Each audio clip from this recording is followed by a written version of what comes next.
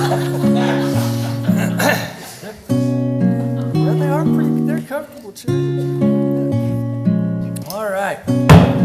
I'll call the meeting to order of the Casa Grande Planning and Zoning Commission for March 7th, 2024. Please rise and join me for the pledge. Pledge allegiance to the flag of the United States of America and to the republic for which it stands, one nation, under God, indivisible, with liberty and justice for all. Thank you. Can't sit down. I know, right? It's just not complete. Absolutely not. Okay, let the record show everyone is present. All the commissioners are present. Any changes to the agenda? No changes, Mr. Chair. All right. Commissioners, we have a set of minutes, February 1st meeting, Make a motion? please. Make a motion that we approve the minutes of the February 1st meeting. Second. Motion and a second. All in favor, say aye. Aye. Opposed? All right. Next on the agenda is our consent agenda. The items listed with an asterisk, there are two, E1 and E2. They will be enacted by, excuse me, one motion and one roll call vote to the commission. There'll be no separate discussion of these items unless a commission member or a member of the public would like to hear a particular item. Let us know which item it is, and we can pull it and have that full presentation done. Chairman, All right. Yes, I'd like to pull item E2. E2. I'll All right. second. Second? No, she's just need anybody that wants it pulled, we can pull it. Thank you. Any others? There's only one other. Okay. Seeing none. Commissioners, I need a motion. Chairman, I'll make a motion to approve item E1 of the consent agenda. Okay. I have a motion I'll second. and a second for Chris. Let's see. Roll call. Thank you. Aye. Yes. Yes. Member Peters? Aye. Thank you. Member Estrada? Yes. Vice Chair Garza? Aye. Chairman Benedict? Yes. Okay, so that skips there. Now we're down to the public comment portion of the meeting. If there's anybody from the public who would like to comment on general topics, if not on a specific item that's on the agenda, those we will hear. We will hear at when we have that item. But if there's anything of a general nature that you'd like to address, we'd like to hear from you. Yes. Please give us your name and address for the record. Absolutely. My name is Mike Bergeron. I'm at 1585 Breeze here in town. And this is more of a thank you for hearing myself and this is going to Mike.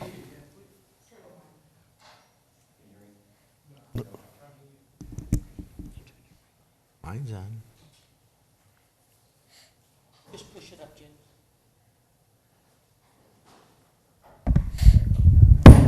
Yeah, sure thing. How about now? Better?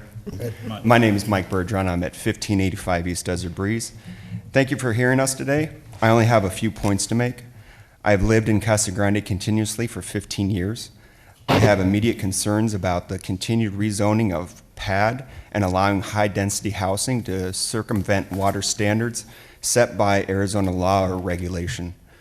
We currently have hundreds of rental properties hundreds of individual plots for units, properties being built in Casa Grande that some say, when they are completed, is enough living space to represent 15 years of growth in our city. As a resident, I have grave concerns about this. When completed, these big commercial real estate businesses are likely to see rapid saturation of rentals that overly estimate the demand for such housing. Forecasting this out, I see some property managers having to lower rent to complete with lack of renters, additional strain on our already, in addition, additional strain to our already understaffed police department, furthering water usage problems, and an inability and already seen strain on our infrastructure such as roadways and grocery stores. My only intention today is to plead to the council to stop rezoning the land usage for high-density housing in our city. And I, along with everybody I've spoken to here in town, really feel the same need to just stop that rezoning. Thank you. Okay, thank you.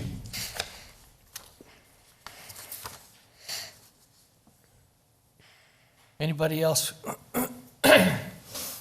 have some general comments you'd like us to hear? Okay, seeing none, I'll close the public comment portion of the meeting. Thank you very much for that. And next, we will hear the agenda item pulled from the consent agenda. We will consider a major site plan for 193 multifamily development at O'Neill and Center, DSA 23-00237. Alrighty, good evening, Commission. Yeah.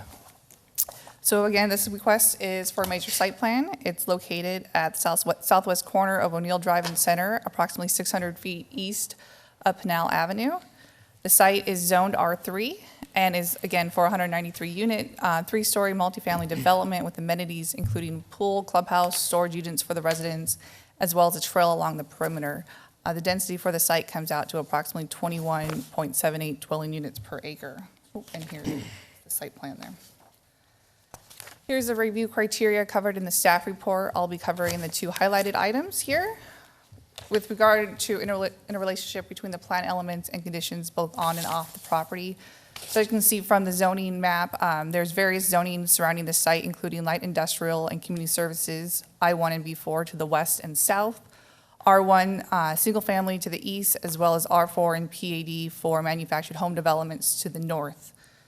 The site is proposing greater setbacks to the east adjacent to the single family residence. So along with the structure of the apartments start at approximately 165 feet from the parcel boundary, and that it also has a 15-foot landscape buffer, as well as the proposed storage units that are 65 feet from the property boundary. This allows for, to help break up that three-story building there. And then along the north, they are meeting the required setbacks of R3, which is 20 feet, and that also includes a 15-foot landscape buffer. It is also separated by a collector roadway in O'Neill Drive, and is also has additional landscaping of, two, as you can kind of see in the site, in the landscape plan, there are two rows of trees along the north border to help with that buffer as well. Regarding the existing anticipated traffic, a TIA was completed for the project. It does have the intersection of Pinal and O'Neill currently operating at a level service F. This development would increase the delays approximately 3 to 5%.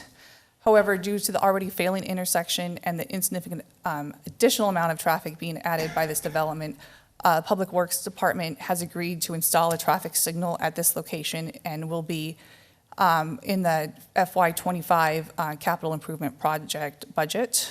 That has not been approved yet, but it is in the budget currently.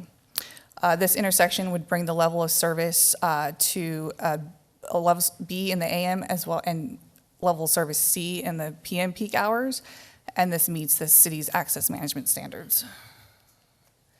Did want to move into how this project fits into the framework of the recently done housing study that planning did. As you can see that, again, the site was already zoned multifamily and is in the multifamily mix. So this, if approved, would go into the approved category here. So it's already counted towards the total of the 4,235 units in that study. And then looking at the housing supply and need up until 2030.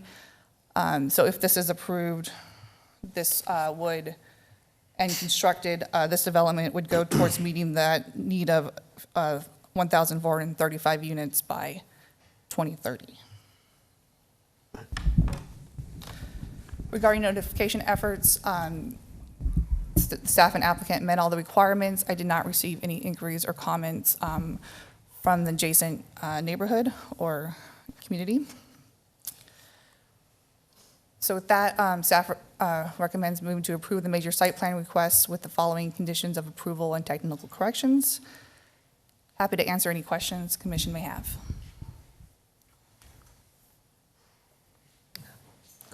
Chairman, Yes. Jacqueline answered my question with her presentation. It just wasn't located in the staff report, but it was mentioned that the traffic signal will get built in 25, and that's what I wanted to hear. Is the subdivision, okay. Go ahead. Oh. Sorry. You're answering. No, I'm sorry. I was recognizing you so you could speak. Is this a low to moderate housing project? No, they're not. They're currently not using the low-income tax housing credit. It will be market rate. Okay. Okay. Any other questions? Mr. Chair, Yes. if I could just add a little bit to the staff analysis. And Jacqueline, can you take me back to the first slide of the housing study? Thank you. So I just want to clarify, because we already had a speaker today, although he wasn't speaking on this particular project, talking about whether or not the need for additional multifamily housing. And that's certainly something that staff has been looking at very closely. And this is, of course, the two slides from the housing study that we presented to both Planning Commission and City Council back in, I believe, February. But the important thing to point out is, one, this site is already zoned for multifamily, so we're not rezoning anything here. And so in our study, the units that we identified that were already zoned at 2753, this site is in that category. If this major site plan is approved, it will simply move the number of units in this project, which is how many, Jacqueline? 193. 193 from that zoned category into the approved major site plan category. It will not increase the total amount of residential units that have planning entitlements. That 4235 number will remain the same. So I just wanted to point that out.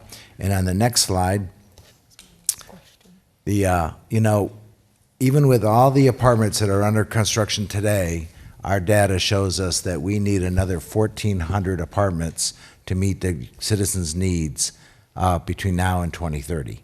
So everything that's under construction today will not meet our need for the next 15 years, won't even meet our need for the next 4 years, 5, 6 years. So we do need another 1,400 based on our population projections.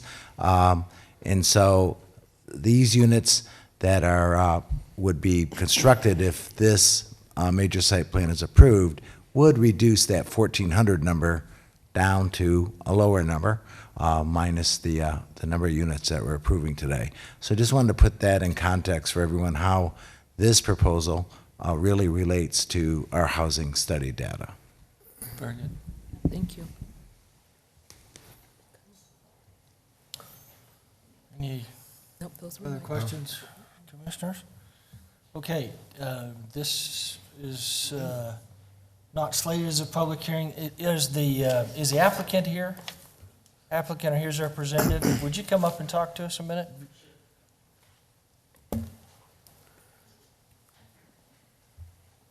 Yeah, I'm Sterling Pratt. So yeah, this is my project, and like was just said, that there's definitely a need in Casa Grande for the multifamily, and although we are at the average value, we'll be pricing these a little bit lower than kind of the average that is on the board right now. Okay. So, Did we get name and address? oh, sorry, Sterling Pratt, and it's I'm at 1719 East Country Lane in Gilbert. Thank you, appreciate it. We have to have it for the record. Okay, great, appreciate that. Anything else, any questions, commissioners, for him? Okay. All right, thank you. All right, thank you. Appreciate that. Okay, can I open it up to the public? Yep, Can you, or? yeah.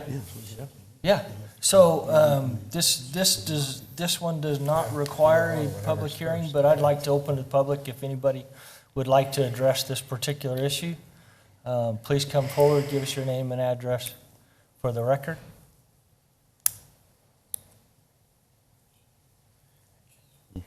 I promise I was just going to sit here tonight, but I can't. Gloria Johnson Story, 1245 East Laurel Drive, Casa Grande, Arizona. I realize it's already multifamily, but why do we keep building these three-story apartments within the residents that are one-story? Our town is so cluttered with big buildings coming in. I just can't see putting up another three-story apartment building. I understand if there's a need for apartments, although at the city council meeting, it said we'd met our apartment goal. So I don't know what happened there, but that was made in conjunction with another apartment building that was approved Monday night. So I just want to see if you can look at two-story apartments. It's just getting our little city is looking like big city with all these high-rise buildings within the small one-story family homes. I don't know about you, but if it's in your neighborhood, even driving home from work on Quartzen and Treckle, those buildings tower pretty high. And I understand, I found out that's low income, which I know we need help with that, but please, can we stop this three-story building? And I realize it's beneficial to the developer because of cost and money, but the citizens are really not happy with three-story apartment buildings. Thank you. Thank you. Anybody else? Seeing none, I'll close the public portion of the meeting, bring it back to the commission. Commissioners?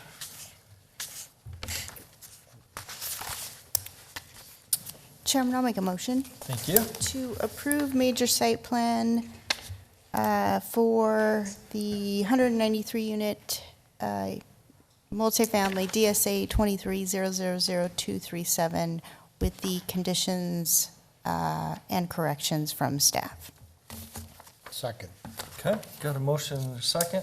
Any discussion on the motion? Seeing none, please call the roll. Member Aldrete? Aye. Member Vanderhayden? Yes. Member Hubbard? Yes. Member Peters? Aye. Member Estrada? Yes. Vice Chair Garza? Aye. Chairman Benedict? Yes. Okay, motion passes. Next.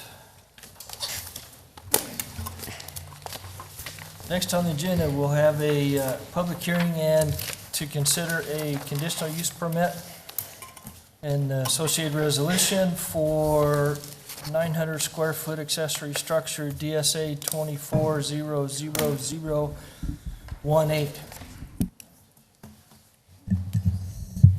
Good evening, Chair, Commissioners.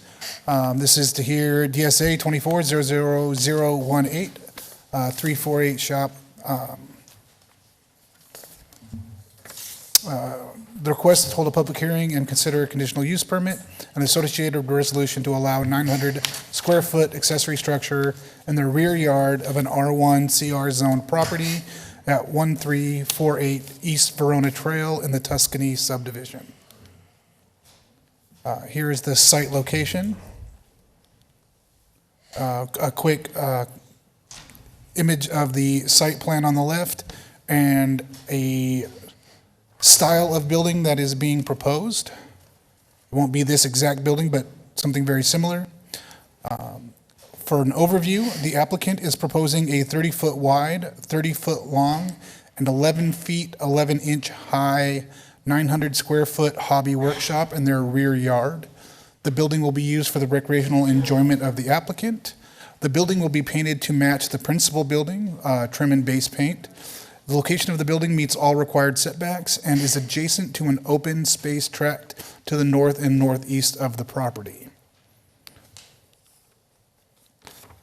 So under the general considerations, no accessory building or garage for a single-family home shall occupy more than 25% of the rear yard nor exceed 675 square feet of floor area, except that an accessory building or garage over 675 square feet of floor area may be allowed with a conditional use permit. Since this accessory structure is 900 square feet, it requires a conditional use permit. That's what brings us here tonight.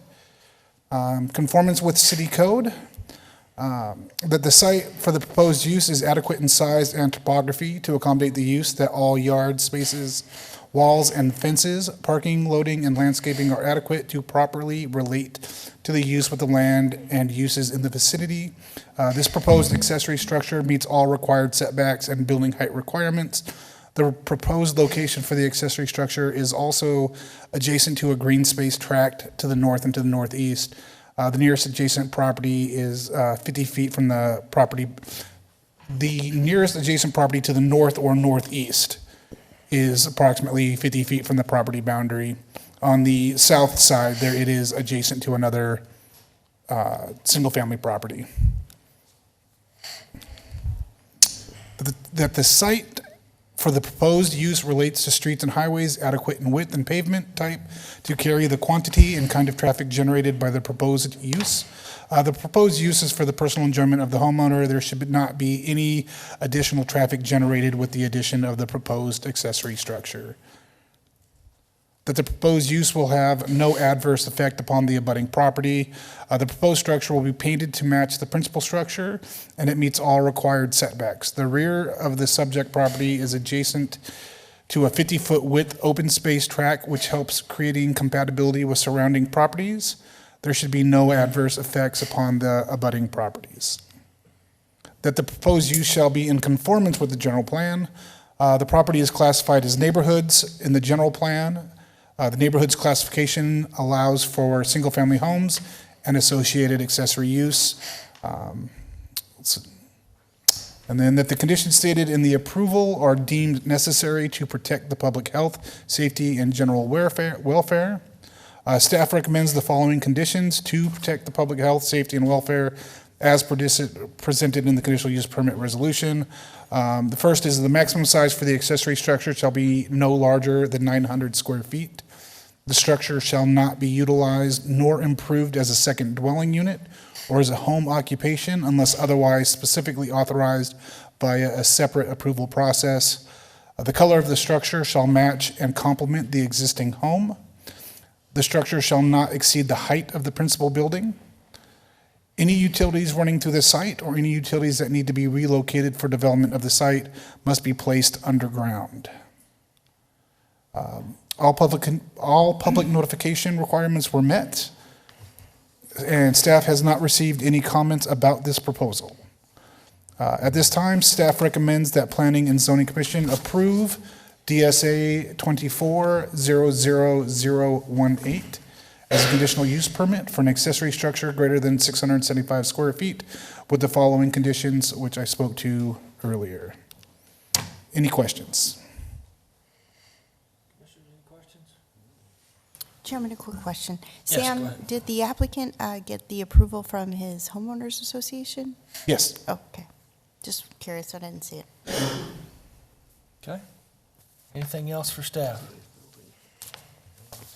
Okay, would the applicant or their representative like to address the commission?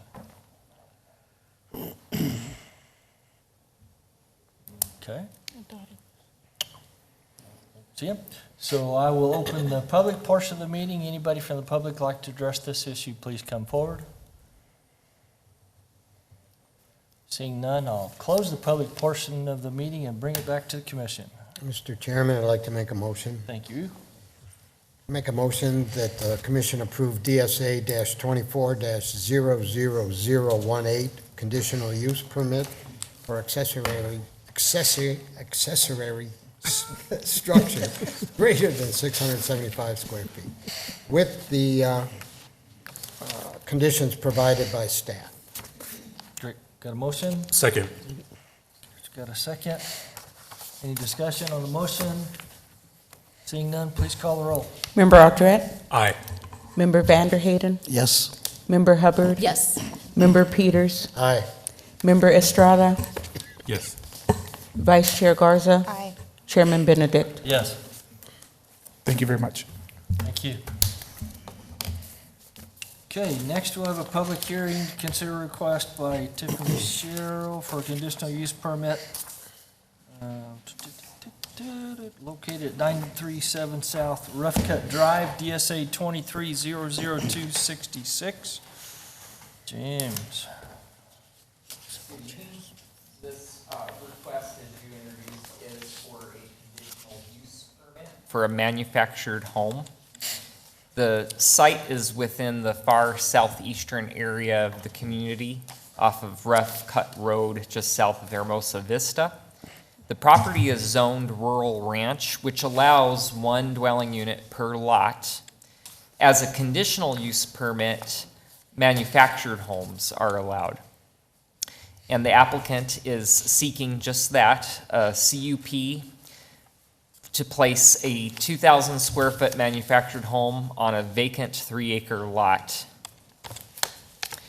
This home would replace a manufactured home that was on the site prior to the property's annexation into the city in 2008. The city code requires that rural ranch zone properties have a minimum lot width of 300 feet and a minimum lot size of 3.3 acres. And when we looked at it, we discovered that the lot is actually shy of that width and lot size. But in February of this year, the Board of Adjustment did approve a lot size exception, allowing for this lot to be buildable. So now it is in front of Planning Commission for consideration of the placement of a manufactured home. This is an aerial view. I apologize for kind of the blurriness of it, but this shows you, it's probably from several years ago where you could see the former older manufactured house on that site. It will be replaced with a much newer home in a more ideal location on the lot. When reviewing the code criteria for conditional use permits, the criteria that you see on the screen gets evaluated and it is reflected in your staff report. I just want to talk about these highlighted items. The first item is that this property is adequate in size, shape, etc. to accommodate the use. As you see, at 3 acres in size, it can easily accommodate the placement of this manufactured home. And the front setback is 20 feet, the side setbacks are 10, the rear setback is 40. So this home clearly meets all of those, and it does not exceed the maximum building height of 28 feet. Another criteria is that there are to be adequate roadways to accommodate the use. Rough Cut Road actually exists north and south of this property as a access easement that's 60 feet wide. However, in preparation for this request, the applicant did receive approval and did do a map of dedication, thereby dedicating 20 feet of roadway for public right-of-way as well as a 12-foot utility easement. And the idea is as properties to the north and south of this site redevelop, we will continue to have public right-of-way dedications to replace that public easement. And the other condition I want to talk about is, or criteria, is that there are to be conditions to protect safety, health, and general welfare. So in looking at this request for a manufactured home, there's 3 recommended special conditions to achieve the safety, health, and general welfare criteria. The first recommended condition is that an approved zoning clearance is required prior to the placement of the manufactured home. The second is that this property is limited to one single-family dwelling. The last condition is that this manufactured home is to be used as a single-family dwelling. Regarding the notification efforts, the notification procedures met that which is required by code, and there were not any comments received associated with this request.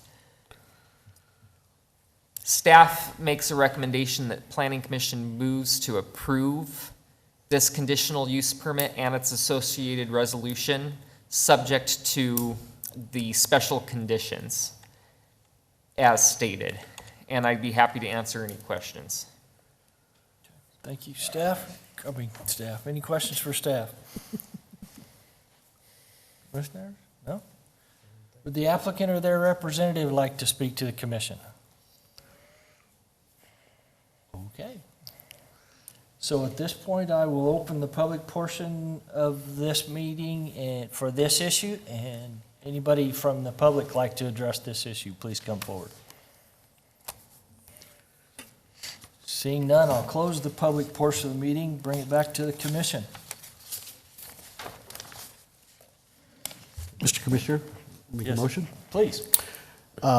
I recommend that we approve the conditional use permit and associate resolution DSA 2300266 for the placement of the home at 937 South Rough Cut Drive, subject to the three conditions below that staff talked about. Second. Go ahead. Motion and a second to approve 00256. Any discussion? Hearing none, please call the roll. Member Aldred? Aye. Member Vanderhayden? Yes. Member Hubbard? Yes. Member Peters? Aye. Member Estrada? Yes. Vice Chair Garza? Aye. Chairman Benedict?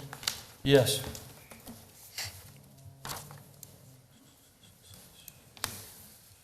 Okay, we'll move on.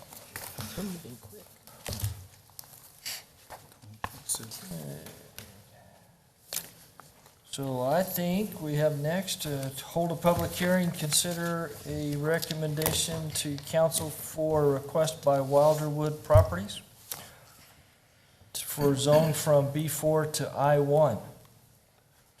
DSA 24-00021. James again? All right. I'll be with you here till the rest of the night. Oh, I love it. Let's make it a short one. Glad somebody is. So get cozy. So as you introduce this item, it is for a zone change. The property is located at the northwest corner of Jimmy Kerr and Sunland Gin. It's approximately 40 acres in size, and it's currently zoned B4, which is considered a heavy commercial, super light industrial type zoning.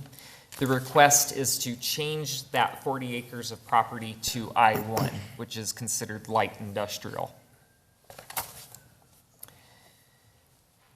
The request for the zone change is primarily to accommodate a wider array of uses that are determined to be appropriate for the area to attract warehousing and distribution development, as is occurring on the other side of Jimmy Kerr within the Confluence Industrial Park. When reviewing zone changes, there are criteria that get evaluated, and I'm going to go over those criteria with you. They primarily have to deal with the general plan and its conformance with the general plan. So this property sits within the commerce and business general plan category, which does support I1 zoning. And then another criteria indicates that the rezone needs to be in conformance with and be consistent with following goals, policies, and applicable elements. So that does speak to goal CB1 within the general plan that says develop economically competitive regional centers of commercial activity, and an associated action step with that is to promote a wider range of uses than traditional commercial areas. And it does indicate including industrial sites.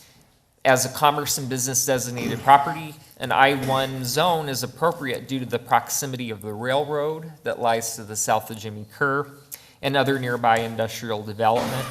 Another action step associated with that goal is to provide or to promote a balance of uses within individual commercial areas to create a more resilient economy. So this is an opportunity to have a mixture of zone districts to allow for a variety of complementary uses.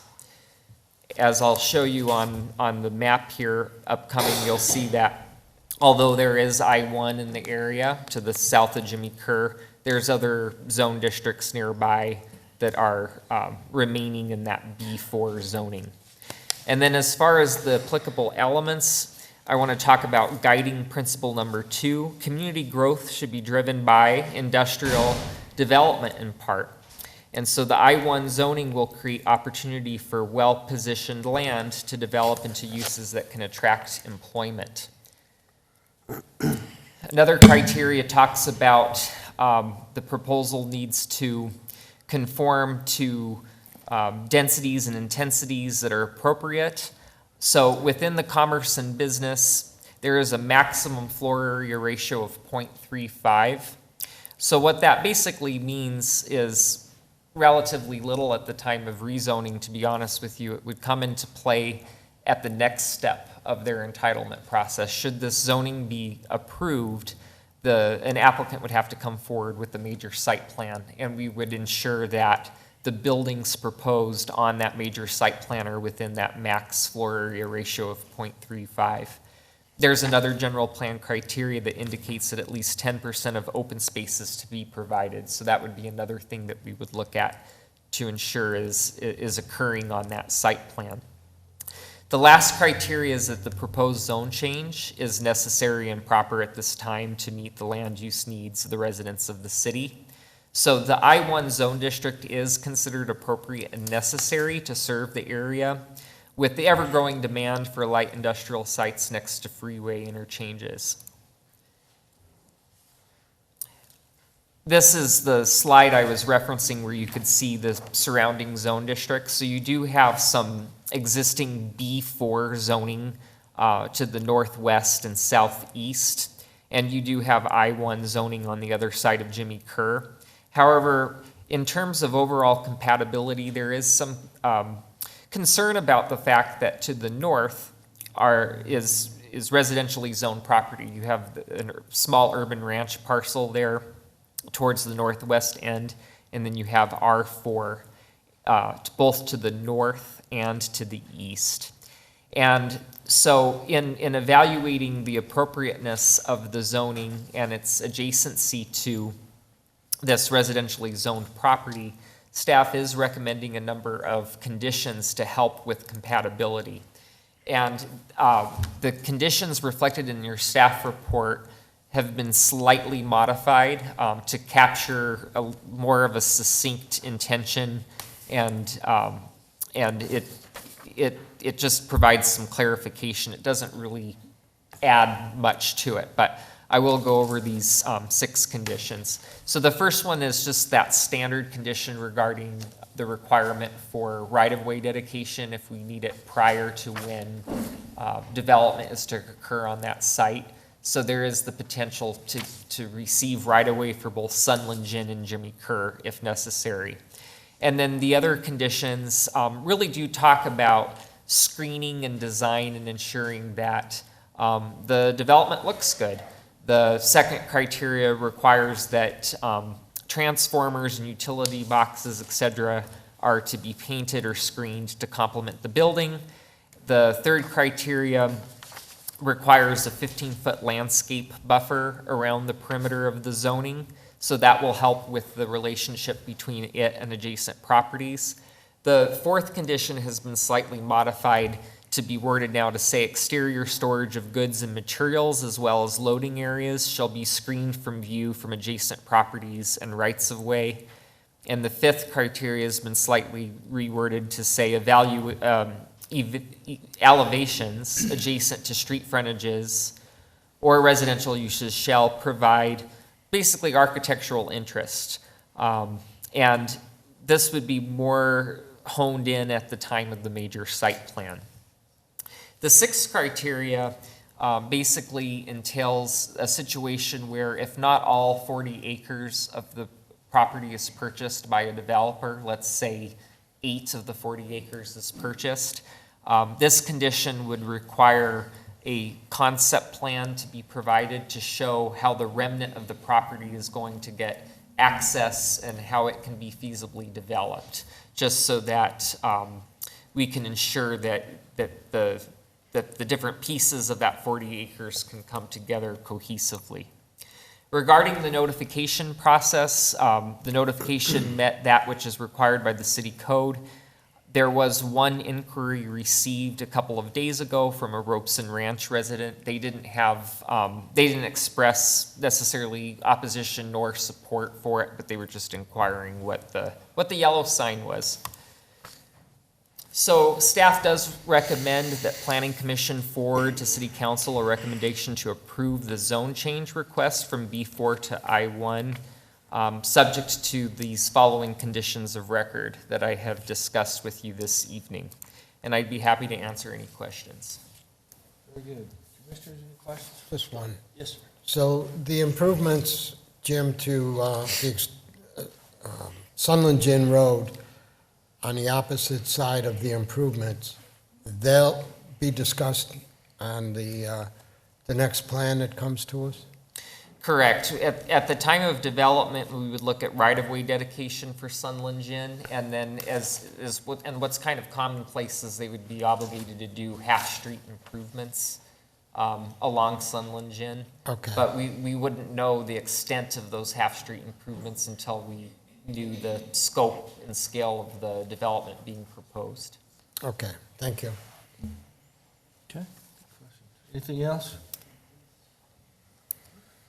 Would the applicant or their representative like to come forward and address the commission on this issue?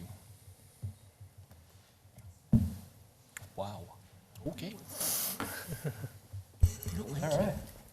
So I'll open the public portion of the meeting for this issue. Anybody from the public like to address this issue, please come forward. Seeing none, I'll close the public portion of the meeting and bring it back to the commission.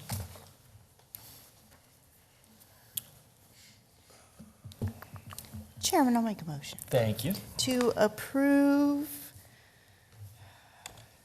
thank you, forward a recommendation of approval to City Council for DSA 00021 from B4 to I1 with the following conditions of record. Second. Okay, we've got a motion and a second. Any discussion on the motion? Hearing none, please call the roll. Member Aldrete? Aye. Member Vanderhayden? Yes? Member Hubbard? Yes. Member Peters? Aye. Member Estrada? Yes. Vice Chair Garza? Aye. Chairman Benedict? Yes.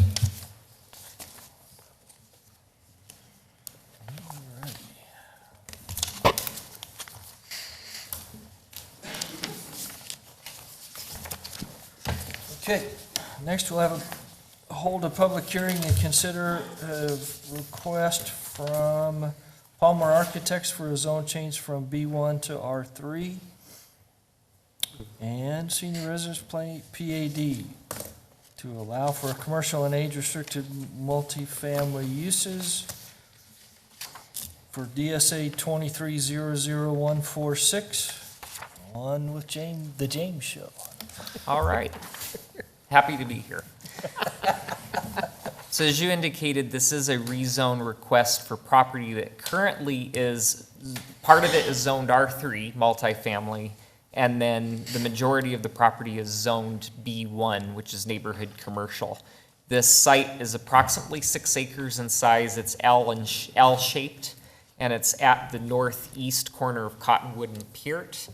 The proposal is to rezone that R3 and B1 designation into the Mary T. Marketplace and Senior Residences PAD. It would allow both multifamily and mixed-use commercial. Here's the preliminary development plan that was provided by the applicant, and I'll walk through what is planned for these 6 acres. So towards the south end of the site along Cottonwood is the mixed-use area. It would be comprised of two buildings, about 15,600 square feet each, and they would both be 36 feet tall.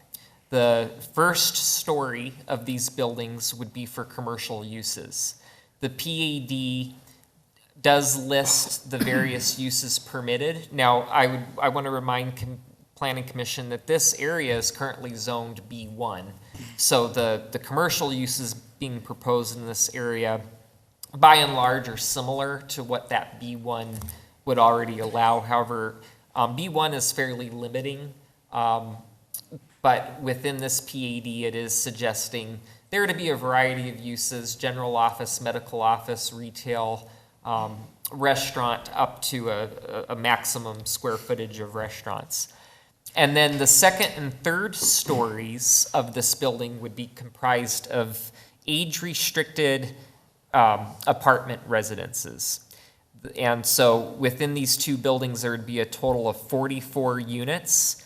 And of those 44 units, 32 would be one bedroom and 12 would be two bedroom.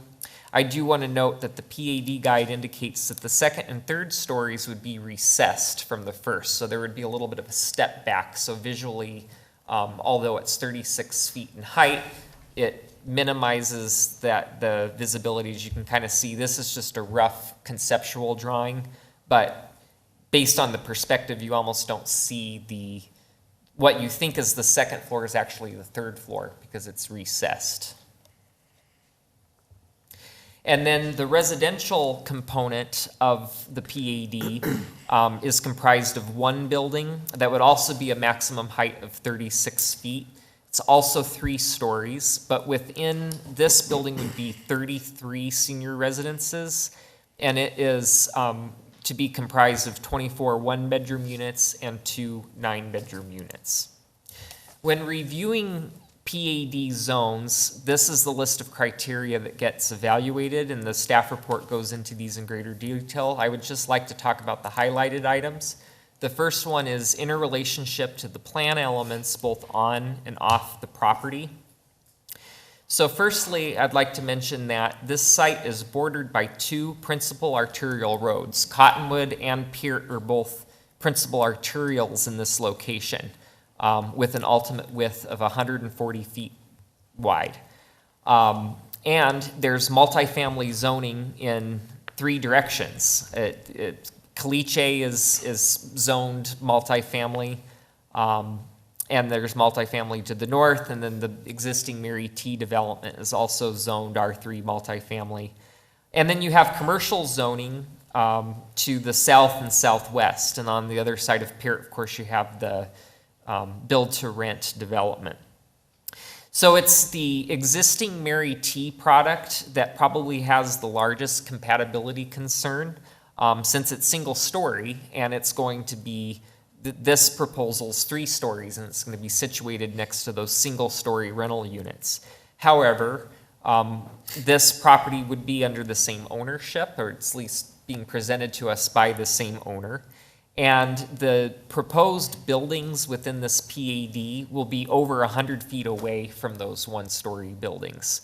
Additionally, when applying residential design standards for planned area developments, it calls for a 15-foot landscape buffer adjacent to that area, so there will be some softening. The other criteria that I want to talk about is conformance with the general plan. The area is located within the community corridor designation. Within the community corridor, sites of any size can be proposed for multifamily development up to a density of 25 dwelling units per acre. Now whether they get 25 dwelling units per acre or fewer is going to be dependent upon the particular zone district being requested. Changes in zoning classification are for the purpose of meeting the land use needs of the residents of the city in conformance with the general plan. And so that does segue into talking about that housing needs and supply study that Jacqueline and Paul referenced with the other case this evening. As you know, that housing needs and supply study determined that the city has an adequate supply of multifamily for a number of years. However, staff contends that this proposal does meet a community need. Firstly, this is proposing to be age-restricted, so age-restricted multifamily product is in shorter supply than non-age-restricted product. And then also, a portion of this lot is already zoned R3. And if that R3 area were to develop, in the R3 zone, you can have up to 21 dwelling units per acre. However, the overall gross density of this site, incorporating the B1 portion of the lot, with a total of 77 dwelling units, would yield 12 dwelling units per acre. So essentially, by approving this to go into a PAD zone this evening would result, ironically, in fewer dwelling units per acre than if there were not to be a zone change and someone simply went forward with a major site plan to propose development within the portion that's zoned R3. The next part of the conformance with the general plan deals with the general plan goals and action steps. So one particular goal talks about promoting diverse business, retail, and office uses in community corridor areas. An action step that does address this is we are to encourage mixed use, which is exactly what this is, commercial and retail structures, to create a higher density of uses along major corridors. Another goal is to promote high-density residential uses along urban corridors and near major commercial centers, and encourage higher density residential development on infill sites and along key corridors. And then use multifamily housing products to meet housing demand while encouraging the conservation of water resources. So the other criteria that I want to talk about is the impact of the plan on existing and anticipated traffic. So with a PAD, we ordinarily do not get a traffic impact analysis. That comes at the time of the major site plan. And the applicant is aware of that, and that will have to be evaluated to determine the adequacy of the plan proposed and any sort of necessary changes to the roadway that may need to be made. However, the city traffic engineer did evaluate this conceptual plan that was provided with the PAD with respect to the proposed driveway onto the location of the site. This parcel is access challenged because it can't meet the access driveway standards due to the existing conditions. But Peart and Cottonwood are already constructed with 2 travel lanes in each direction and a left and right turn lanes on both streets in each direction. It also has full dedication of their half streets. So it is well prepared to accommodate additional development on that lot. This describes what I mean here about there being some access challenges. So where the proposed driveway into the site would be approximately 500 feet from the Peart intersection. That does not meet our access standards. Ordinarily, it would need to be at least 660 feet. However, if you put that driveway any more east, it would start to crowd the existing driveway into the existing Mary T site. So what you see presented here is a good compromise in that it provides adequate distance from the intersection so there can still remain the right turn lane for Peart, and it's spaced far enough away from the existing driveway that can ensure a dedicated right turn lane for into the site. The next criteria that I want to talk about is parking. So the PAD proposes a total of 245 parking spaces, and for the residential component of the PAD, it does follow the city code, which is 1 parking space is required per every 1-bedroom unit. For every 2 or more bedroom units, 1.75 spaces are required, and then 1 guest space for every 5 units. So with 77 units and based on their 1 and 2 bedroom mix, that would require the need for 110 parking spaces. However, the PAD proposes a deviation in how the commercial parking is calculated. And there had been some discussion with the applicant on how best to reflect their intent. But basically, as they're currently proposing, they are proposing to take 15% of the floor area out of the calculation, because that would account for hallways, restrooms, storage areas, things that aren't otherwise generating parking. And then use the net square footage, or 85% of the commercial space, to determine the parking allocation for various commercial uses. For example, in our city code, restaurants require 1 parking space per 150 square feet. Medical offices is 1 space per 200 square feet.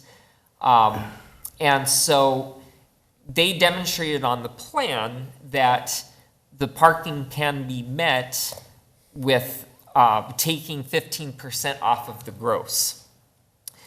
They are also proposing to limit the total square footage of restaurants to 4,994 square feet, and they're also proposing to limit medical office space. Either which way, there's 135 parking spaces available to accommodate for the commercial uses. However, staff is modifying our recommended conditions that were in the staff report to reflect something much easier. So we're actually recommending 2 technical modifications. The first one is to revise the PAD guide and plan to note that the commercial parking requirement will be at 1 parking space per 250 square feet. That just makes it really easy because restaurants and medical office uses are more restrictive than that, but there's a lot of other uses that are less restrictive. So 1 per 250 is a really good middle of the road number. We do still recommend that they limit medical office and restaurant square footage. However, the second technical modification speaks to revising the PAD guide and plan to specify square footage limitations on the restaurant and medical uses, because it currently restricts the medical to a percentage of floor area, so that gets a little bit confusing. So regarding the public notification for this request, it met what the code requires. Staff did not receive any comments as a part of the notification efforts. Staff does recommend that Planning Commission move to forward to City Council a recommendation to approve the Mary T. Marketplace and Senior Residences PAD, subject to the 2 technical modifications I discussed. And I'd be happy to answer any questions for you. Very good. Commissioners, any questions for staff? Okay. Chairman, I have a question. Yes. I have all the questions tonight. The commercial uses on the first floor, James, is a bar an option? Yes. So we're going to have senior living on top of a bar that's open until 1 or 2 in the morning? We wouldn't know the hours of it because it would, but my guess is it's going to be under same property manager, so they're going to probably recruit a use of mixes that are compatible with the tenants. Okay. Yeah, I mean, it seems like a great concept for, younger folks. Mixed use, this type of use. I was trying to see if that was one of the limitations as far as the commercial on the first floor. Close at 5. Okay. Yeah, businesses that close at 5 because they're trying to get some sleep, but, yeah. Okay. But they'd have to get approved. Any other questions for staff? Seeing none, the applicant or their representative like to speak to this issue. That's David. David.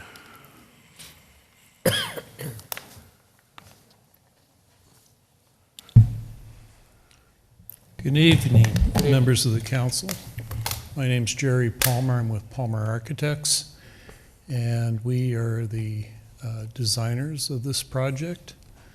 Excuse me, can you give us the address just for the record? Give us your address just for the record. My office is located at 4545 North 36th Street, Phoenix, Arizona. Okay, thank you. And I've been working with Mary T., who has had the Mary T. Villas directly to the east of this for 40 years.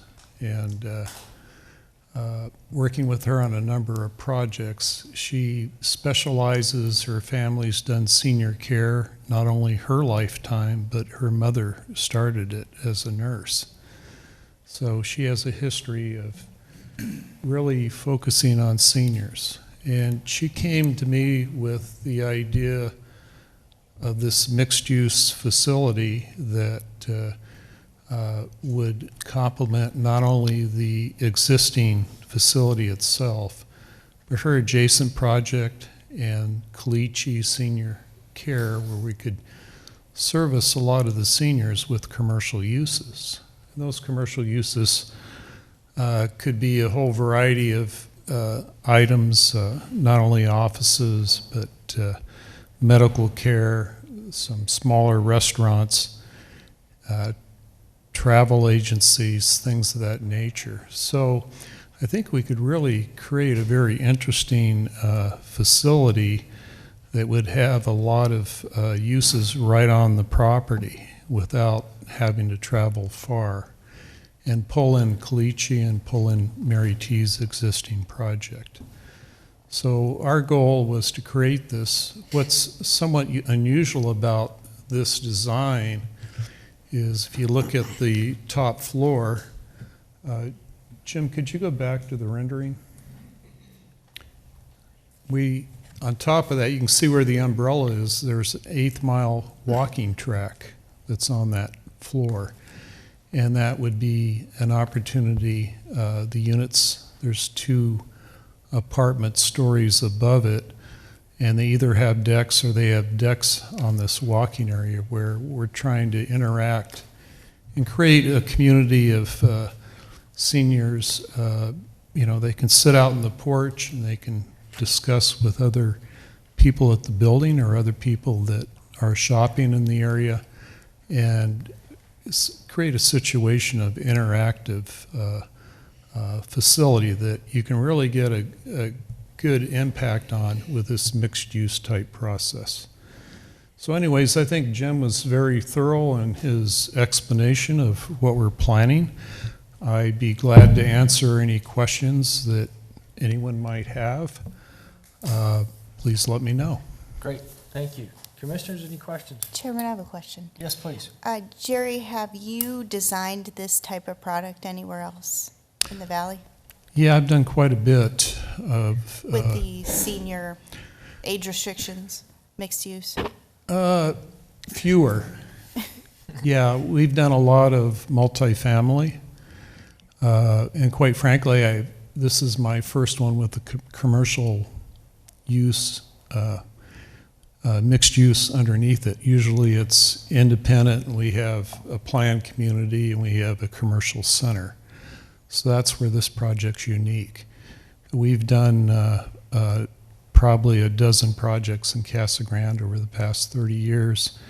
And I have numerous multifamily projects planned, resort communities that we've worked on over my 40-plus years as an architect. Okay. Any other questions? Good. Thank you. Thank you. Appreciate that. Very helpful. Thanks. Oh, I do have a question for you. Yes. The conditions, and see, there were some adjustments and all. Are you all good with the conditions as presented? Yeah, I have no problem with them. I think it actually, on the parking side of it, reduces the parking slightly over what we proposed, but we do have excess parking, so that's good. Okay, thank you. Okay, thank you. Now I'd like to open the public portion of the meeting. regarding this issue. Anybody from the public like to address this, please come on up. Please give us your name and address for the record. I'm Catherine Aiken. I live at 2937 North Pecan Avenue in Casa Grande. In terms of the parking spaces, since you're proposing this for older adults, do the parking spaces accommodate people with limited mobility issues?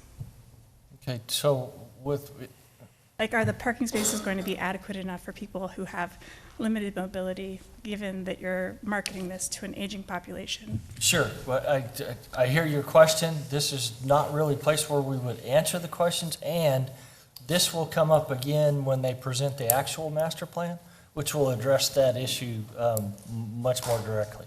Okay. All right? Sorry, this is my first time, so I No- don't really know what. No problem, please, thank you. We appreciate you coming up. Thanks for your comments. We sure appreciate hearing from you.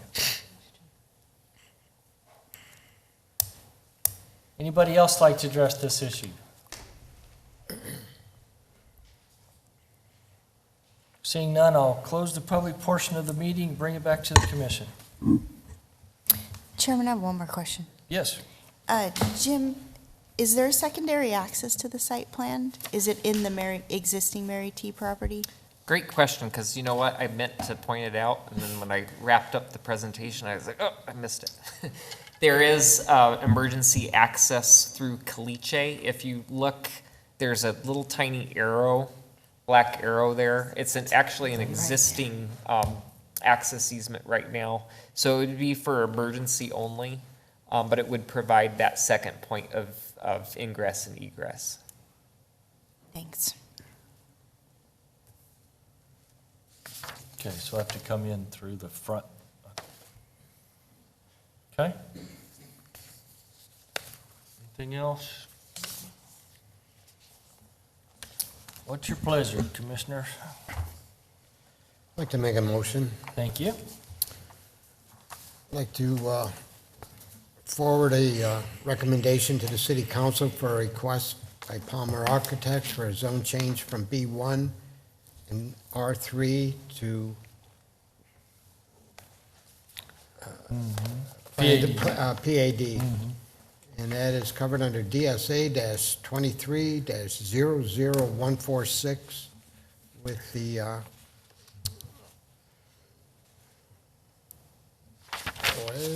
Yep, there's some, okay, with the Technical modifications, yeah. with the technical modifications provided by staff. very good. All right. Second. And a second for Garrett. Thank you. I have a motion and a second. Any discussion on the motion? Seeing none, please call the roll. Member Aldrat? Aye. Member Vanderhayden? Yes? Member Hubbard? Yes. Member Peters? Aye.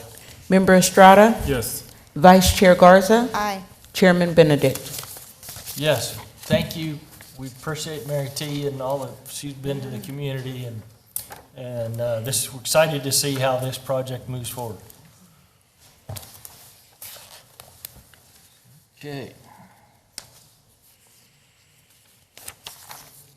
Next, we'll consider a request from Rick Engineering for 10 acres, northeast corner of McCartney and Palomino.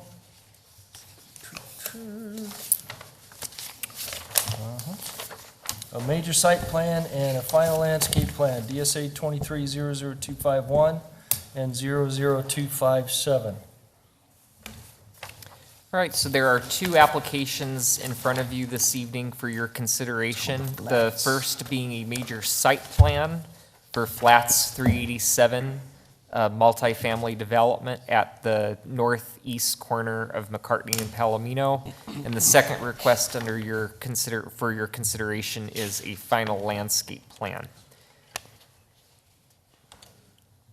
So the site is 10.33 acres, and as shown on this major site plan are 5 multifamily structures, all being 3 stories, 35 feet in height, for a total of 204 units. And within those buildings, there is a composition of various studio, 1-bedroom, 2-bedroom, and 3-bedroom units.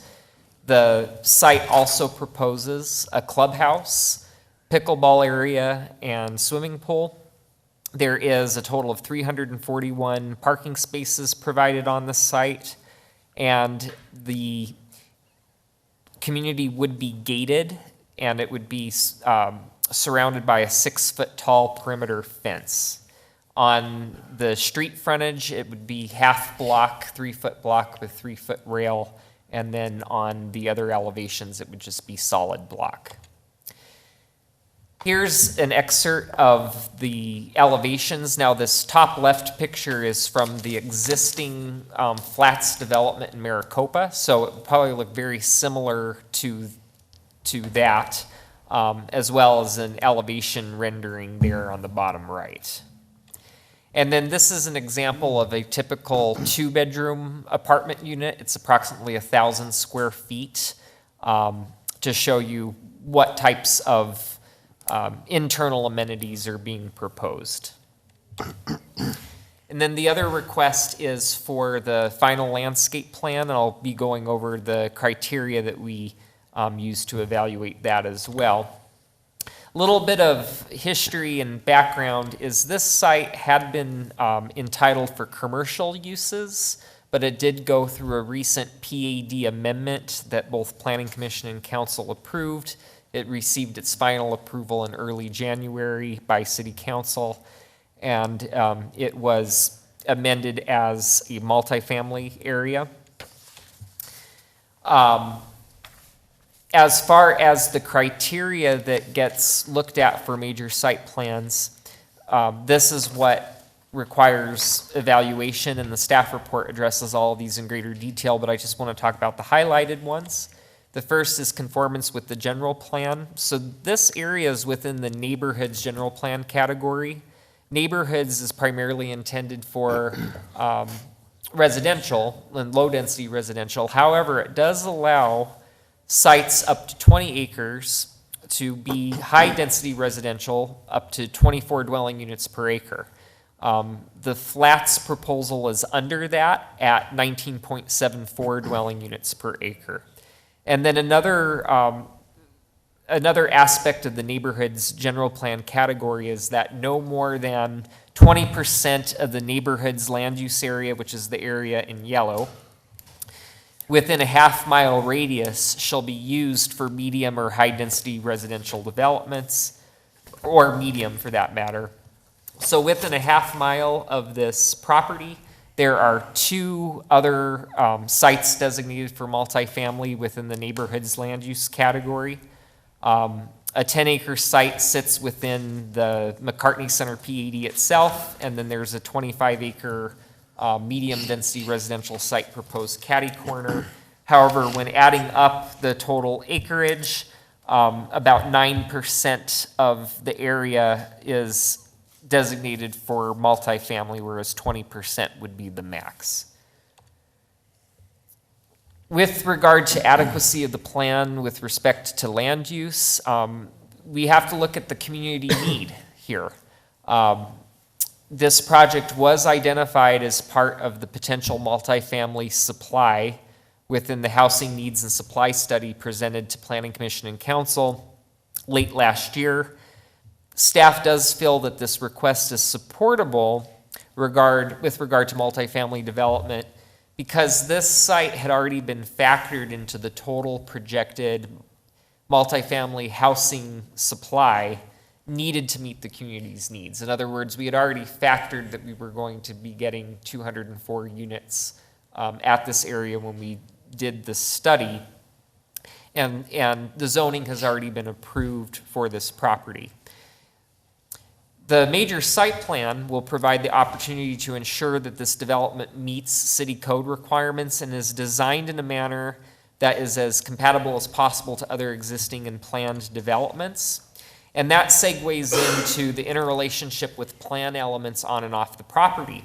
So when we look at this site, I first want to point out that you do have single-family development both to the north and to the west. However, to the west, it is separated by Palomino Parkway, which is a minor arterial road. And between the parkway and the single-family homes is a large drainage channel. to provide separation and buffering. And to the north, it's much the same in that for the westernmost 650 feet of the property, it is flanked by an open space area belonging to the single-family neighborhood, and that area is used for retention.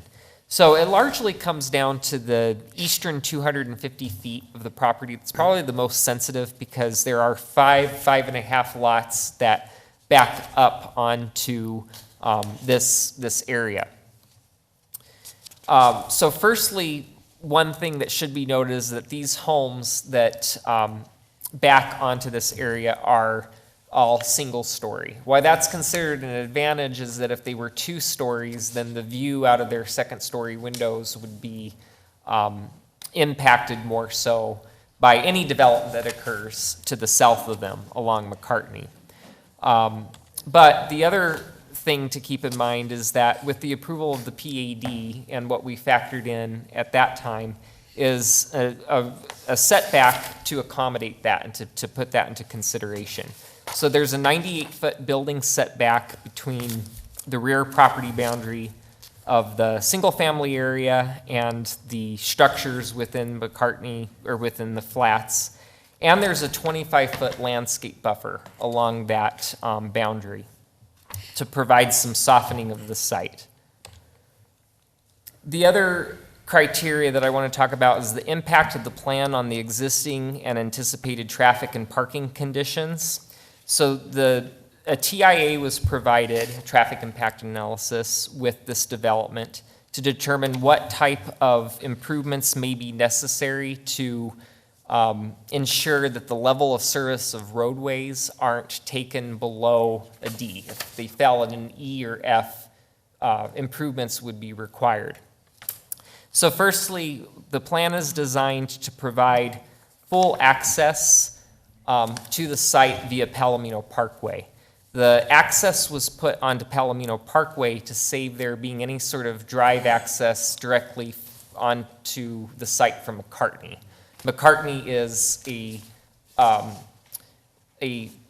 always going to be a busier road because it's a principal arterial versus Palomino being a minor arterial, and it has an interchange with the highway. There's a lot of traffic, higher speeds, and so we didn't want to interrupt the traffic flow unnecessarily by putting drive access directly from McCartney.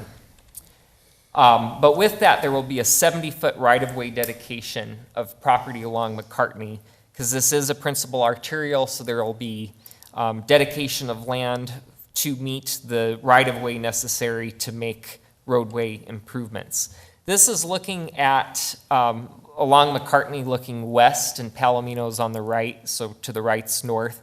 Right now, what you're looking at is just a half street.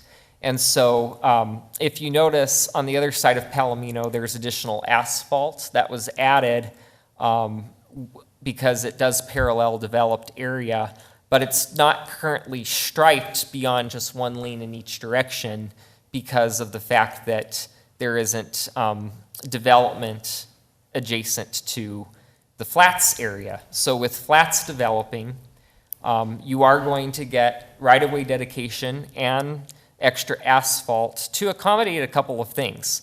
So firstly, the TIA does necessitate that a traffic signal be constructed at Palomino and McCartney, and that would be a requirement of the developer to put in. Now, they could potentially apply for impact fee offsets if they can demonstrate that they're not wholly responsible for the need. If the need was already there, we could look at crediting them a portion of the cost of that traffic signal. But they're also going to do some restriping in addition and adding some extra asphalt, in that there will now be a dedicated left turn lane if you're going on eastbound McCartney for northbound Palomino. And so any traffic turning northbound onto Palomino from eastbound McCartney has its own dedicated turn lane. And then there will still continue to be one through lane for now going westbound on McCartney. However, there will be a dedicated right turn lane to go northbound on Palomino. And there's extra asphalt for additional restriping in the near future. The city does have a CIP project in the works to do McCartney Road improvements from Pinell to I-10, and so that will ensure that there will be 2 lanes in each direction in that stretch, and then also dedicated right turn lanes at appropriate places. And so some of these improvements that you're seeing here are interim, but they're providing the asphalt necessary for the restriping to occur so that there is ultimately 2 lanes in each direction. And then the access into the site via Palomino will have its dedicated right turn lane as well. As far as the final landscape plan, the review criteria for that is pretty short. Ordinarily, final landscape plans are administratively reviewed, but in this case, it was provided with the major site plan, so Planning Commission has an opportunity to be the authority on that. And there's basically 4 things that we look at when reviewing final landscape plans. So there's street frontage landscaping, on-site landscaping, and then evaluating whether the landscaping provided meets the P80 residential design standards. And then there's a city code requirement for so much open space. So the site does provide for a total of 40% open space where the minimum required is 20. And then this site is accommodating for the necessary required landscape buffers around the perimeter as required per the P80 residential design standards. But I do want to point out a couple things, such as on the on-site portion of the landscaping, the code requires 204 trees and 408 shrubs, and that's based on the number of units. And the plan's showing well over that with 273 trees and 1,369 shrubs. And then, of course, the site will be required to remain in compliance with the approved final landscape plan. So anything that ultimately gets displaced or dies will have to ultimately be replaced to meet this number. Regarding the notification process, we followed that which is required by code. I do want to point out that the zoning for this property occurred not all that long ago, and the applicant did at that time do their own public outreach where they had canvassed neighboring property owners. We did not receive much input during the rezoning process, but we did receive a letter from the HOA at the time supporting the rezoning. But as a result of the notification for the major site plan, we did receive 2 emails. One was recently received, so you didn't get it in your packet, but it was passed out to you before this meeting. But essentially, the emails received basically expressed concern about how much traffic is on both McCartney and Peart, and it's recommended that improvements to those roads really should be done before any new development occurs, because it already is bottlenecking, et cetera. And then another comment had just basically indicated that they didn't want multifamily nearby their site. They didn't buy their home to be nearby multifamily development. But with that, staff is recommending that Planning Commission approve the major site plan, subject to the condition that the traffic signal at Palomino be installed and operational prior to the issuance of C of O. And then we are also recommending approval of the final landscape plan. And I'd be happy to answer any questions. Okay, commissioners, questions for staff?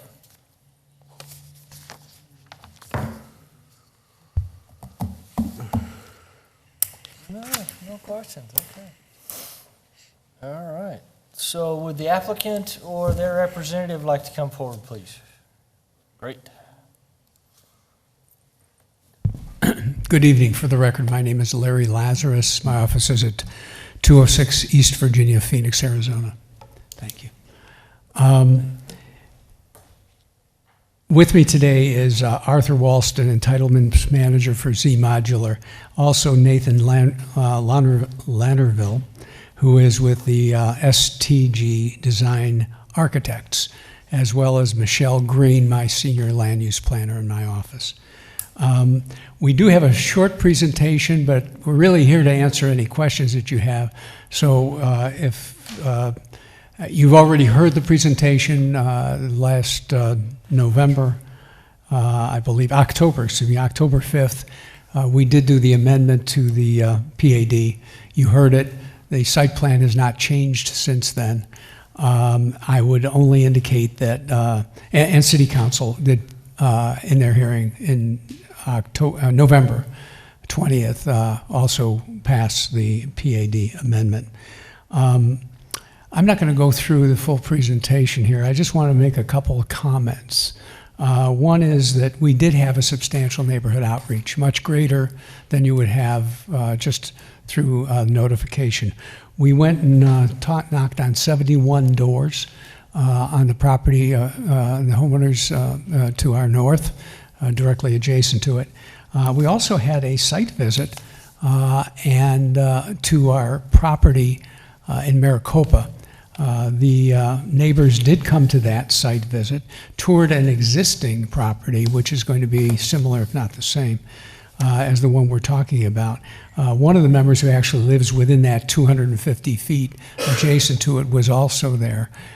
They were all supportive. One of the questions they had was, what's the quality going to look like?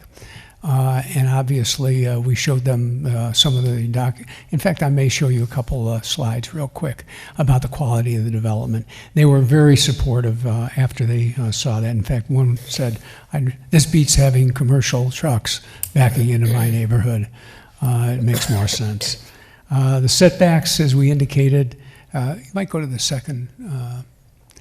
Setbacks, as been indicated, while it's only required to have 50 feet, we're having 95 feet from that neighborhood. Substantial amount of landscaping, as you've already heard, for a visual buffer. The amenities, as we said, outdoor kitchen, outdoor pool. There will be a clubhouse, a theater simulator within the clubhouse that will give you opportunity to, the residents' opportunity to work out. As well as a walking trail around the property. There will be 34 EV parking spaces, 10% for electric cars. And the rendering that you saw earlier, this one, gives you an idea what it will look like. It'll have a modern appeal, architectural embellishments, decorative balcony screens and canopies. There are a couple additional slides in here that give you an idea what it looks like very quickly. And I think that covers it. You heard most of this in the last hearing, but I just wanted to refresh your recollection. Thank you very much. Okay, any questions? I just have one question. Yeah, go ahead. You said the site plan's not changing, but I believe you guys rearranged the dog park and the dumpsters, right? Yes, we did. Okay, just making sure. And you had a question last time, if I remember correctly, about the pickleball court? No, I was just making a comment on the. Oh, okay. Well, the pickleball court is well away from the neighborhood. You moved it, thank you. Oh, you did, I'm sorry. Excuse me. We did improve that. Okay. Anything else? Commissioners? All right, thank you very much. Thank you. Appreciate that. So now I'd like to open the public portion of the meeting to address this issue. Anybody from the public like to address it, please come forward. Give us your name and address for the record. And if you could, stay within our 3-minute guideline. And if I run out of 3 minutes, do I have to start arguing with my wife? My name is. I'm not going to deal with how you pass off. That's not where I'm going to go. My name is Corey Emerson. I'm at 1592 East Chaparral Drive, and I'll give this gentleman credit. As far as the site plan and stuff, it looks pretty damn good. So I appreciate the lights and all that stuff. But I do have some concerns. One of them is the 3-story buildings. I don't think you should ever allow 3-story buildings to butt up against the neighborhood. Just think about coming out in the morning with a cup of coffee and your dog in your backyard, looking for the sunrise and looking across the street and having everybody looking in your backyard at you. How many of you people actually want to do that? I don't even like living next to 2-story homes. because they can look into the privacy of your own home. You might as well fly drones over your house. I think you really need to, there's too much open space in Casa Grande to put 3-story buildings into a neighborhood where people can look in other people's backyards. I think it's invasion of privacy. I will be honest, I don't think there's enough parking spaces there, but they're within the code. I'm not going to argue with that one. But you know, they're talking about, developers talking about this widening of McCarthy Road. And it's like Yogi Berra always said, it's not over till it's over. We don't know when that's coming in. We don't know if they're going to run into problems or anything else. What I will tell you, the current traffic on these roads are horrendous when you're trying to get out, especially at 7:30 to 8 and 4 to 6 at night. McCarthy Road is a major thoroughfare that people use to get out of Casa Grande on the freeway and then coming back. It's one of the major roads. If you don't take that, you're going to be on Pinal. If you don't take Pinal, you're going to be Florence. Nobody wants to do that. I think that needs to be considered. Also agree that I think the infrastructure should be built before you start putting too many apartments. One of the major things I want to say is, I understand you're going to need apartment buildings. But what I want to preserve most on McCarthy is places for shopping centers, grocery stores, gas stations, and stuff like that, because all of us up there doesn't want to come south to shop because the traffic's just horrendous. And people from the south don't want us to come up here either. So I hope you consider that. And the only last thing I got to say, that they didn't put a yellow sign out for the rezoning, and they used a developer. You should never trust developers. He touched 71 houses. This is going to affect entire neighborhoods with the traffic and stuff. I don't know why we're circumventing the yellow market. I just don't understand that. They pay for it. So I'm asking for the future, force people to put the signs up, shows that there's rezoning done, because the reason there was nobody here was because nobody knew about it. And I think we should have transparency, especially at this end. For that, I thank you. Thank you. Well done. Anybody else like to address this issue?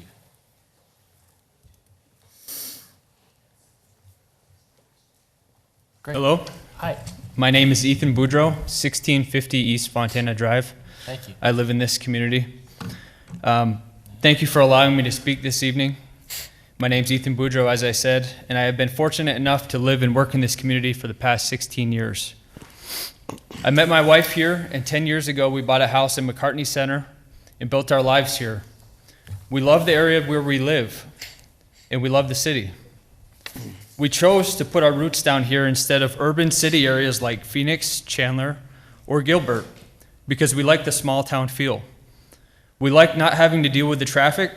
We like not having to have long waits at restaurants. We like that we could still see the desert and that we could take our dogs for walks there. Things have begun to change in these last few years in this town. The city is growing rapidly. Other areas of the city in different parts now seem unrecognizable to the small town that we chose to live in. We keep hearing about the need for more apartment complexes, but if you drive around town, you'll see at least a half dozen. I don't know exactly how many. They're all in the process of being built. They're all unoccupied at this time. So who's to say that we need more apartment complexes right now? As someone who lives in this area of the project, I cannot see the need to put another apartment complex here in this rural area with nothing around but single-family homes. It just doesn't seem like the right spot for that type of development. Is this project really in the best interest of this community, of the city? The people who have made their homes here and have lived here for years? Is it in the best interest of the many already frustrated commuters who have to drive through this area every day to get to school or work? Is it in the best interest of the many taxpayers who feel that this city is growing too quickly without the foresight to build the roads, the intersections, the schools to handle the growth? Is it in the best interest of the current residents of this city that have put their trust in this commission to have planned responsible growth and to make this city a place that we are all happy to live and proud to call our home? Or is this project really just in the best interest of another landowner and developer trying to maximize their profits? Thank you. Thank you. Appreciate it.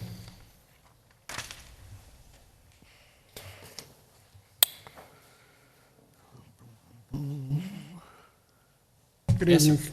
Hi. I'm Michael Scortino. I'm the master EBT for the city of Casa Grande. I take care of their fire trucks. 3-story apartment stories ain't fun.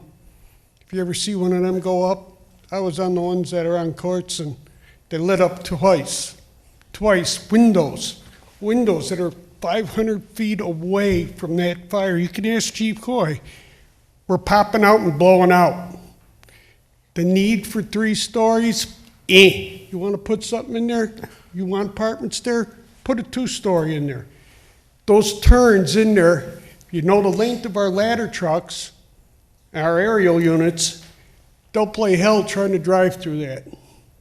I'm telling you that right now. The other thing is, I don't know if you're familiar or from what I heard or understand, there's more apartment buildings going on the south side of McCartney Road, all the way to Pert. This is going to be a real zoo. You get, the lady said it before, Chief said it, I'm saying it. We need to knock this height thing down. The people move here because they want to see the scenery. They want to see the sunset. They want to see the sky. Putting us up in a neighborhood, I could see that on the other side of McCartney, really could, because that gives you enough buffer. I like to see more businesses come in, where it helps all these people. When Scott gets done with their community, Hillstone's right behind me. They're building another 84 single-family units over there. You know, that's what we need on McCartney. We need more business. I appreciate your time and hearing me out. And, you do what you feel is best in your heart. But when you do make your decision, think of the people who are living in that neighborhood. Thank you very much for the time. Hang on just a second. Did you give us your address? Oh, I'm sorry. No problem. No. No problem. Just go ahead and... It's 2865 North Rosa Lane Right. in Casa Grande, right in McCartney Center there. Yeah, thank you. We've got to have it for the records. No I'm sorry. worries, no worries. Don't worry about that at all. Thank you. Anybody else?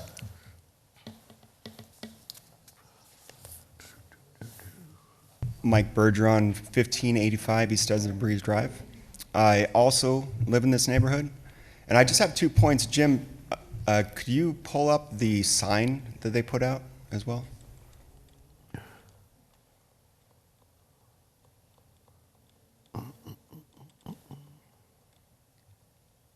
This would be for the rezoning. That sign, I assume, is adequate. However, it's not the same as all other signs where there's much larger than previous places that were being rezoned. So this sign is not the rezoning sign, it's for the major site plan. For the major Yeah, site plan. Okay. there was a larger sign in that location back in probably September when the rezoning went through. Yeah, so this one snuck under our nose. The HOA, we're probably going to fire them if they sent you a letter saying that we agree to this. We do not. The developer claims that they went around to houses. Anyone from McCartney Center, raise your hand if you had a visit from the developer. I don't know who they were asking, but it must have been in Villago. It's obviously already rezoned, but if we can keep the 3 stories down, 1 story at best, we would appreciate it. Thank you. Thank you.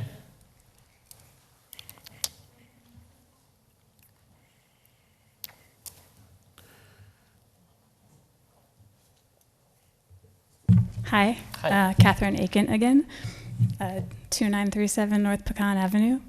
I live in this neighborhood. I was never approached about any of this, so I've never had a chance to express my concerns or and just general opposition to having a multifamily unit, especially a 3-story multifamily unit right there. It's not okay. It's not why I bought a house there. You know, I just moved there. I'm like your, you know, youngish professional that you want living in Casa Grande. This is not what I moved here for. So I'm very much opposed to having this go on there. There doesn't seem to be, I mean, you say there's enough parking, but like, honestly, like, probably not. And then you don't have adequate infrastructure in terms of the roads. There's already a bunch of congestion, as everyone else there has said. It's very difficult getting in and out of the neighborhood anyway.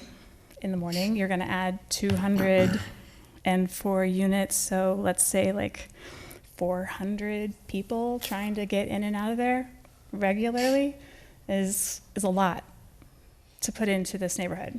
Like, it's a 2-lane road, and you had mentioned that there was an extension of the road going up towards, like, past Palomino, away from I-10, but that stops. It doesn't go all the way up to the light. You're not adequately preparing the neighborhood for this, like, size of property that you're proposing, and you should not let this go through. This is a really bad idea. And the neighborhood, the people that live there, we do not want this. And I don't know who showed up and said that you thought this was a great idea, or they thought it was a great idea. I am very much against this. It's going to hurt property values. It's going to really upset people. Okay. So, yeah, please do not do this. Thanks. Thank you.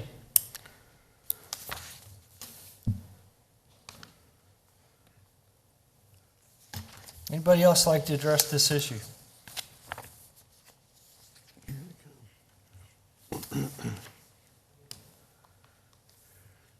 I'm Catherine Blaker. I'm at 1789 East Chaparral Drive. Unfortunately now, my property will not be directly overlooked by this, but I'd just like to reiterate everything that everybody else has said. Right behind me is the Circle K gas station. I'm already woken up at 4 in the morning with them coming to empty their trash cans.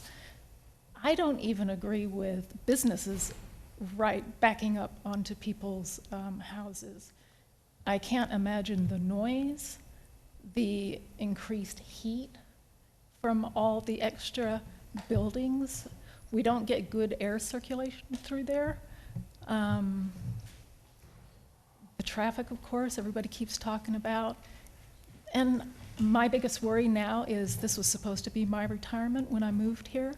And I can see our house values going way, way down with all that extra traffic and just too many people in too small of a place. So I agree with everybody else. We just do not need more there. Thank you.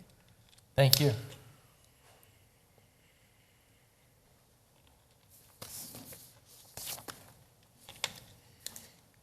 Good evening. My name is Michael Smith at 1730 East Elegante, and I just want to give my support to all the other folks who've come up here and said exactly what I would have said. This is a bad idea. It's too crowded. The traffic is bad enough already, and I don't think this was considered. The opinions of the residents in the neighborhood was not considered. I was not asked. That's enough. Thank you. Thank you.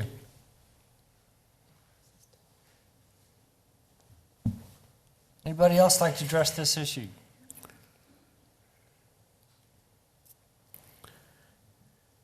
Hi, my name is Zeta Boudreau. I live at 1650 East Fontana Drive. I just want to state that I was not one of the lucky 70 houses that received any notification or was asked for my opinion. I do live close to this property. I don't know if I live within 500 feet, but I do live close enough that this will definitely affect traffic on a road. I do live right off of Palomino Parkway, and so although that is a wide road, I do think that having an apartment complex there will make it difficult for us to turn out of that area. I also think that that is way of too small of a place to have a 3-story building. If I would have known about this meeting that that you guys had before for when it was changed, then I would have been here. But I was not aware. Also, like I said, we were not notified. So I have yet to meet any of my neighbors that have talked to the developer and have agreed with him. So just to let you know, I agree with everyone else here, and we don't want this development in our community. Thank you. Thank you.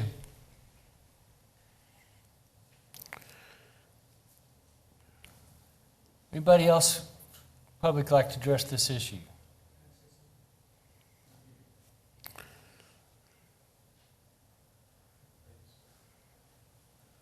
My name is Brian Hall. I'm at 1644 East Walter Drive in Casa Grande. We're just a few blocks from this development that's being addressed. And we moved here in back in October. This is supposed to be my retirement home and near my kids and grandkids, which they live on Chaparral. And anybody I've talked to, in fact, my son-in-law's parents live in this area, just about a straight over from us. And everybody I've talked to, they're not in agreement with this. So I want y'all to consider what a lot of these people pointed out, that they had some very good points, and I think y'all need to seriously consider it. Thank you. Thank you. Anybody else from the public like to address this issue?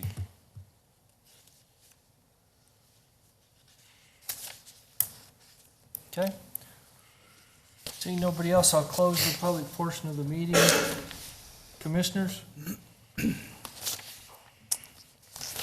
It's tough. So the applicant looked like he wanted to address some things. Come on up. We might have some questions for you also. Just a couple pieces of clarification. We didn't go into the neighborhood, but that was done before the zoning hearing. I mean, this is not the zoning hearing, and we presented the same site plan that you see before you then, and when it was approved by Planning Commission and City Council. One of the reasons that we are putting the amount of setback from that northern neighborhood is because of the discussions that we had with that neighborhood. Not only the 25 feet of landscaping, but 95 feet when 50 feet is only required. And then Palomino is a huge separation between the neighborhood to the west. The improvements that Jim went over, which are substantial to the streets, are going to be done at the time of construction. That will have a substantial effect on the existing and future traffic, and will be a substantial improvement to the opportunities for the city. By the way, the traffic light will also be put in prior to the C of O, and so you will have the opportunity for that as well. These are specific clarifications I wanted to make. I didn't want to address, do you want multifamily, do you not want multifamily? I think that the city has its own goals, and they're trying to make adjustments to what the opportunities are and what the needs are going to be for the future. And I'm not going to get into that argument. That's a public policy thing that you all have to deal with. Thank you. Thank you. Any questions for him while we got him up here? Okay, thanks. Appreciate it. This is tough. I can see their concerns. I mean, because we do have a couple apartment complexes that are coming up on the one on Turkle and Courtson, and it's 3 stories, and they are very high. I do agree. But on the same hand, I think every apartment complex built from now on is going to be three, every That's- city in the United States. I that's- mean, if you look yeah. around, they're all three, it's just the way it is. No, Well, I think that's what you see, though. If you look at Maricopa, if you look at other cities, you look at Chandler, Gilbert, any city, you see through. Okay. Okay. Thank you. just a question, a visualization. The 98 feet, can you equate that to how big that, how far that would be? Like a football field? Oh, yeah. A third of it. Football field's 300 feet, Yeah. third. A third of it? Yeah. I'm just trying to get a visualization of it. And you have landscaping in between. And then you have And the landscaping, landscaping. so I have that. 25-foot high. What was that? How tall is the planned landscaping? 30, oh. Do you know the planting that's planned? Oh, the applicant may be able to answer that on the landscape plan. We'll look at that to see what's shown. So there are trees. I would have to look at what species they are. Yeah, it's just. As identified on the plan, but they typically are. And how tall is the 3 feet, how tall are they gonna be? Is it like 30, 35 35. feet? And how tall is the two-story? 25? 20, yeah. Okay. And our current guidelines allow the 36. No, that's what I remember, So- but I'm just trying to Visualize it? visualize it, that's Yep. all. James, can you review quickly the traffic improvements, I guess would be the way to say it, that you had presented? Sure. Just remind me, I apologize. So I will go back to this photo. So as you know, half-street improvements are usually done abutting an area of property under development. Right.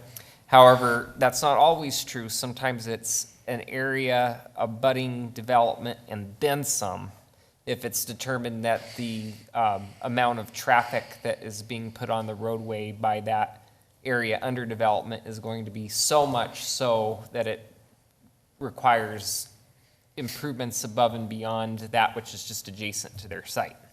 But in this case, as you're looking west, even though you see just one lane in each direction, there's actually enough asphalt along McCartney for additional lanes of traffic. That's where all the semis are parked in that photo. Because there's the asphalt for it, but it's not striped. And the reason why it's not striped is because she's correct. If you continue to go west, that asphalt ends, it tapers back, because it tapers back to truly enough asphalt for 2 lanes where it's adjacent to no development. And it widens again once you cross an area with development. We have a lot of scalloped streets. So that would more or less be the case here, in all honesty, where at the time that this site goes to develop, they would add asphalt adjacent to their site. Right. But fortunately, their site is wide enough along McCartney that there's the ability to provide a dedicated right turn lane with a lot of storage to go on to northbound Palomino. And then there's enough asphalt to the west of Palomino that they can restripe to provide a dedicated left turn lane to go northbound onto Palomino.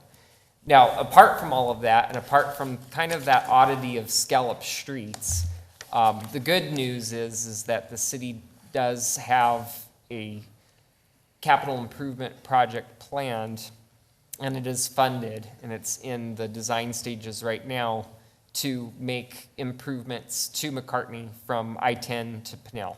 It'll be 2 lanes in each direction. I'm not exactly sure what all the plans are going to entail beyond that. There's probably going to be curbing added, sidewalks added in certain cases, turn lanes, etc. But those improvements are going to be made, but in the interim, because this is likely to be erected prior to when the city is going in and making their improvements, what you see is kind of an interim condition here.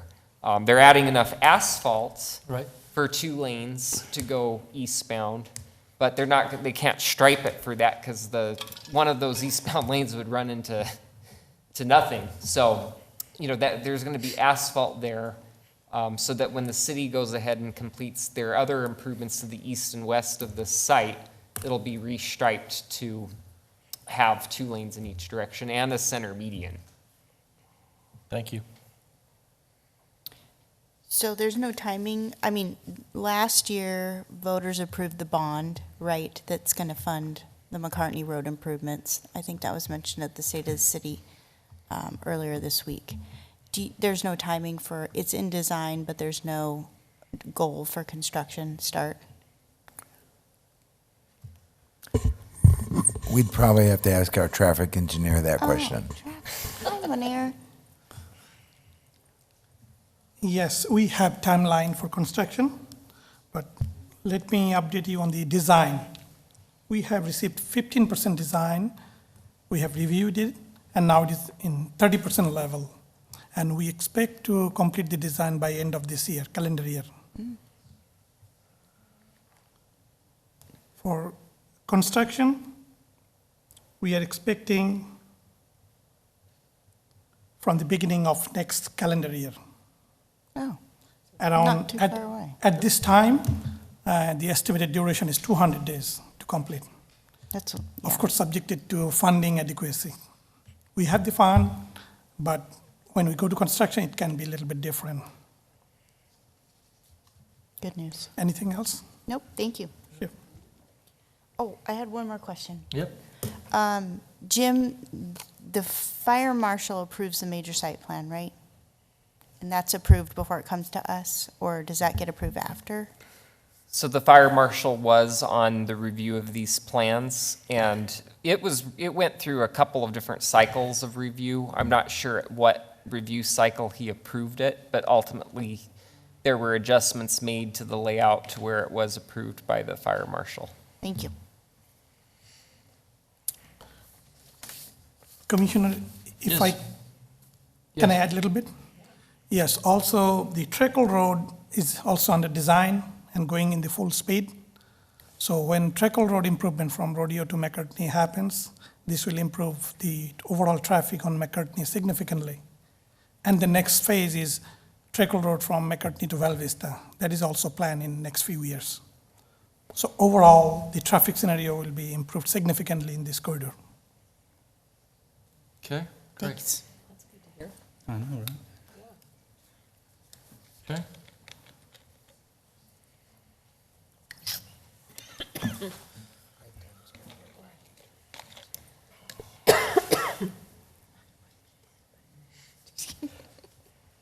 I don't know about this.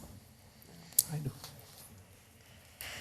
Well, commissioners,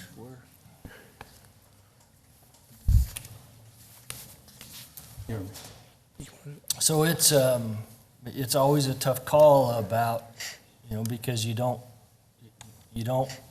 expand a road if there's not the folks to do it. And one of the things that we've been able to do is as these developments come to us, to get them to contribute their portion and to help with expanding and improving, roadways and other services. And so it's frustrating to think about adding that kind of a load to a situation that is already frustrating.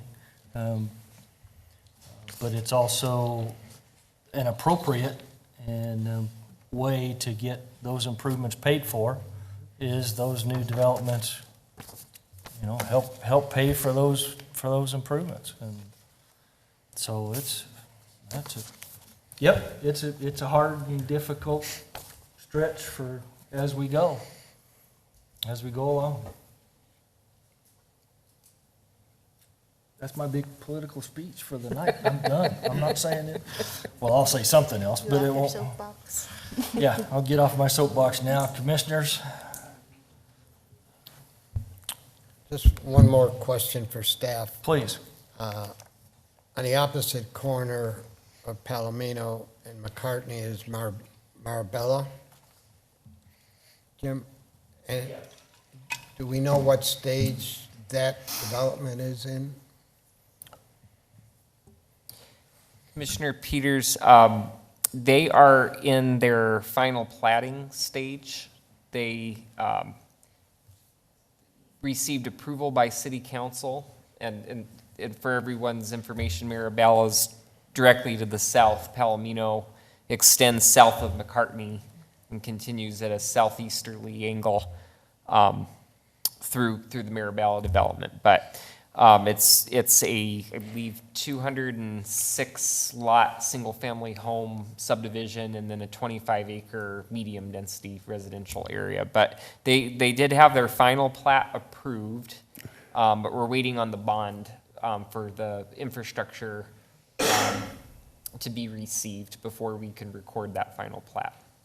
So that will add to the improvements out there at that intersection also. Correct, yes, because they'll be making McCartney Road improvements on the south of the center line and then additional widening, et cetera. Okay. Thank you, Jim.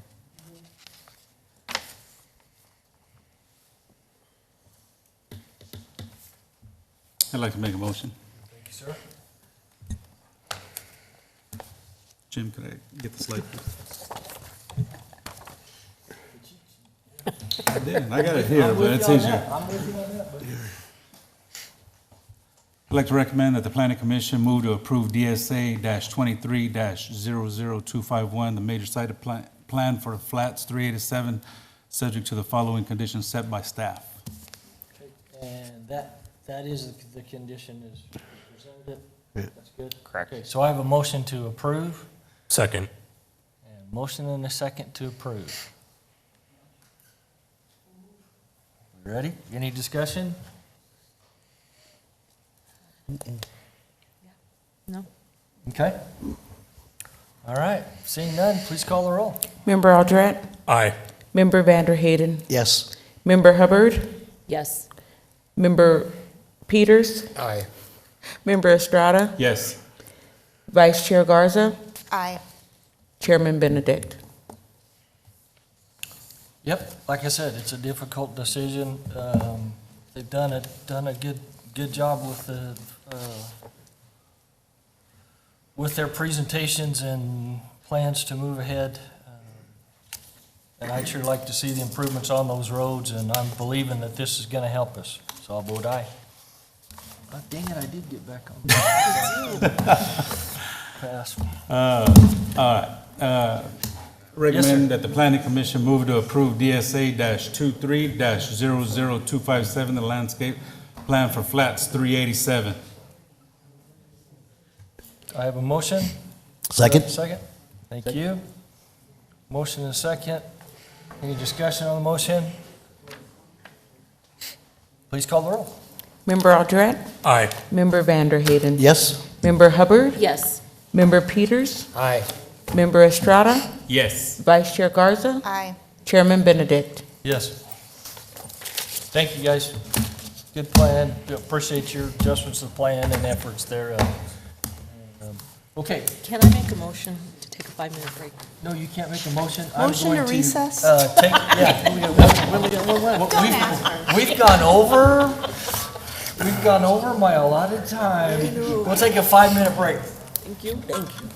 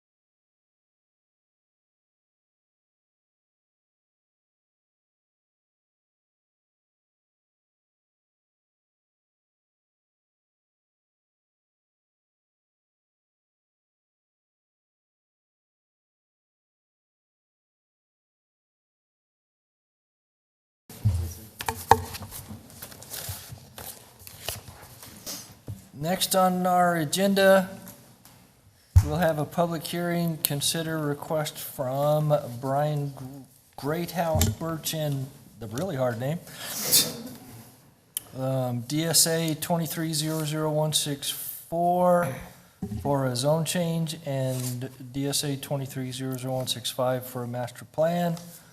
It's still the James Show. Okay. So for the record, I don't want the Knowles to think I have a vendetta against them, but I think the last time they were here for a case, it was at the very end of the meeting. And I promise I did not do that intentionally. But you just get to be entertained is all I can say. So this request in front of you this evening pertains to two applications. There is a zone change in front of you for a recommendation to City Council to create the Quick Trip Planned Area Development Zone. And then you're also being asked to consider a major site plan, which of course would be subject to the approval of the PAD zone by City Council. So the location of the site, it's at the southeast corner of McCartney and Tucker, so just a little bit east of the last case that we were covering this evening. And here's an excerpt of the site plan. And with the PAD, they also provided a conceptual rendering because they know that the intention behind this PAD zone is to build a quick trip. So even on their preliminary development plan as part of the PAD guide, they provided a conceptual layout that the major site plan more or less matches. But I'm going to walk through some elements of this proposal with you here. So it's 5.76 acres in size, and they're proposing a 7,300 square feet convenience store. And then to the east of the store is a 7,280 square foot fuel canopy. And then to the south of the store, they're planning a 4,200 square feet diesel canopy for trucks. It would be to the rear of the building. And the heights contained within this area is 20 feet for the building and then 24 feet for the canopies. They are proposing 69 parking spaces where 49 are required. With this PAD, they are showing the extension of Tucker Road south of McCartney. It would be an 80-foot wide right-of-way dedication, and they are proposing right-of-way improvements to carry the traffic into the site on Tucker south of McCartney. They are also planning to dedicate 60 feet of right-of-way for a new road going east and west directly south of the site. And this would help provide future access opportunities for any development that happens to the south of this site or to the east of this site. So as I mentioned, there's two applications that are under your consideration this evening. I want to talk about the PAD application first. And because we're reviewing both the PAD and the major site plan, they have very similar review criteria.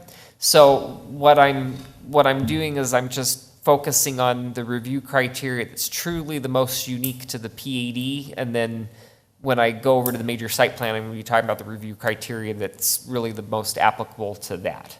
So the first thing I want to talk about is the conformance with the city's general plan. This site does sit within the commerce and business general plan land use area.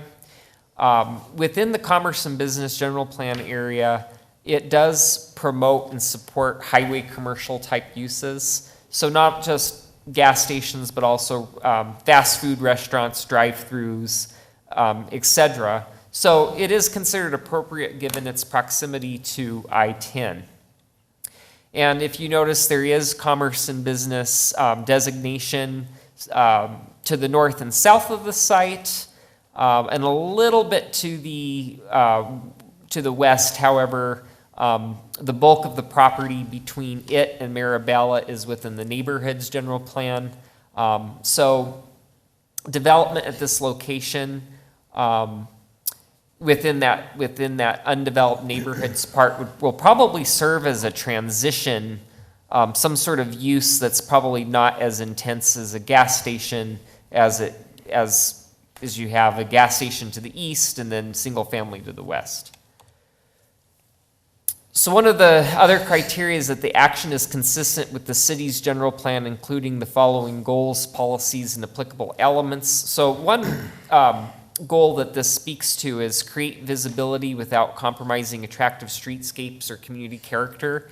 This proposal is to include a 3-foot screen wall along all the rights-of-way, both McCartney, Tucker, and along the south boundary that's going to be paralleling the right-of-way to the south of the site. And then one of the action steps is site auto-oriented businesses to appropriate locations along interstates and/or select arterial corridors. This is both near an interchange with I-10 and along McCartney, which is a principal arterial. The other criteria that I want to talk about is conformance to the city's zoning ordinance. So as a PAD zone, this development can propose customized uses and development standards, provided that the uses and development standards proposed meet with agreement of city staff, planning commission, and city council. So within this PAD, they are proposing uses that are permitted by right within the B2 zone, except they are also requesting that a convenience store with fueling be a use by right, where ordinarily that would require a conditional use permit. And they are also providing 7 diesel pumps, which would ordinarily not be permitted in the B2, but it is narrowly tailored to allow that within this PAD as part of this convenience store gas station. There is a recommended condition associated with the PAD, and that is that the property owner shall dedicate the necessary right-of-way should the city need it. Ordinarily, we wouldn't really be able to get right-of-way dedication until there was a building permit, but at the time of zoning, we can recommend a condition such as this to allow us to acquire right-of-way for McCartney sooner if necessary. So now I want to talk more about the major site plan than the PAD itself, because the PAD is establishing the use, but the major site plan is going to show you how they intend to develop this use on the site. So the specific highlighted criteria is what I want to focus on. So the relationship of the plan elements to condition both on and off the property. So firstly, I do want to mention that to the north of the site is commercially designated land, as is the case to the east of the site. You do have multifamily to the southeast. But then to the west and south of the site is urban ranch zoned property. That property is likely not long for urban ranch. It's along McCartney. There's probably development potential that is greater than what urban ranch would ordinarily allow, which is 1 dwelling per acre and a quarter parcels.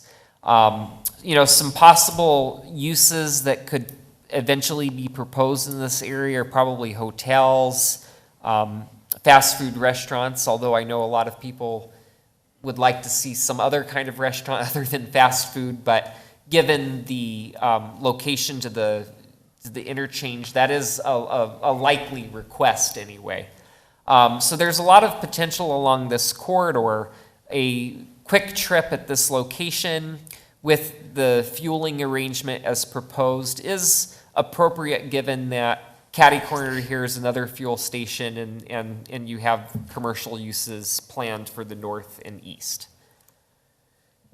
Also, as I mentioned, they are planning to extend Tucker to the south and then right-of-way for a future road to go west to east south of the site.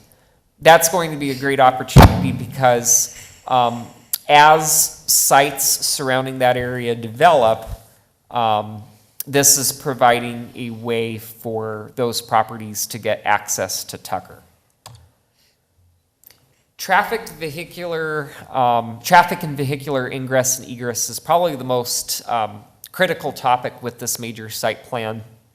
And I do want to say that there was a traffic impact analysis provided for review by the city traffic engineer, and the findings of that TIA did show that a traffic signal would be needed at Tucker and McCartney. That intersection would be failing. Just as I discussed with the Flats project, this applicant does have the potential to potentially seek impact fee offsets if they're able to demonstrate that some of the need for that traffic signal is not solely prompted by them. And we could look at giving them a credit towards their impact fees owed. However, what was also looked at with all things traffic is the site is proposing 2 access points off of Tucker. There's that northerly driveway on Tucker is probably more for the passenger vehicles, and then that southerly driveway would be for larger trucks to access the fueling to the rear of the building.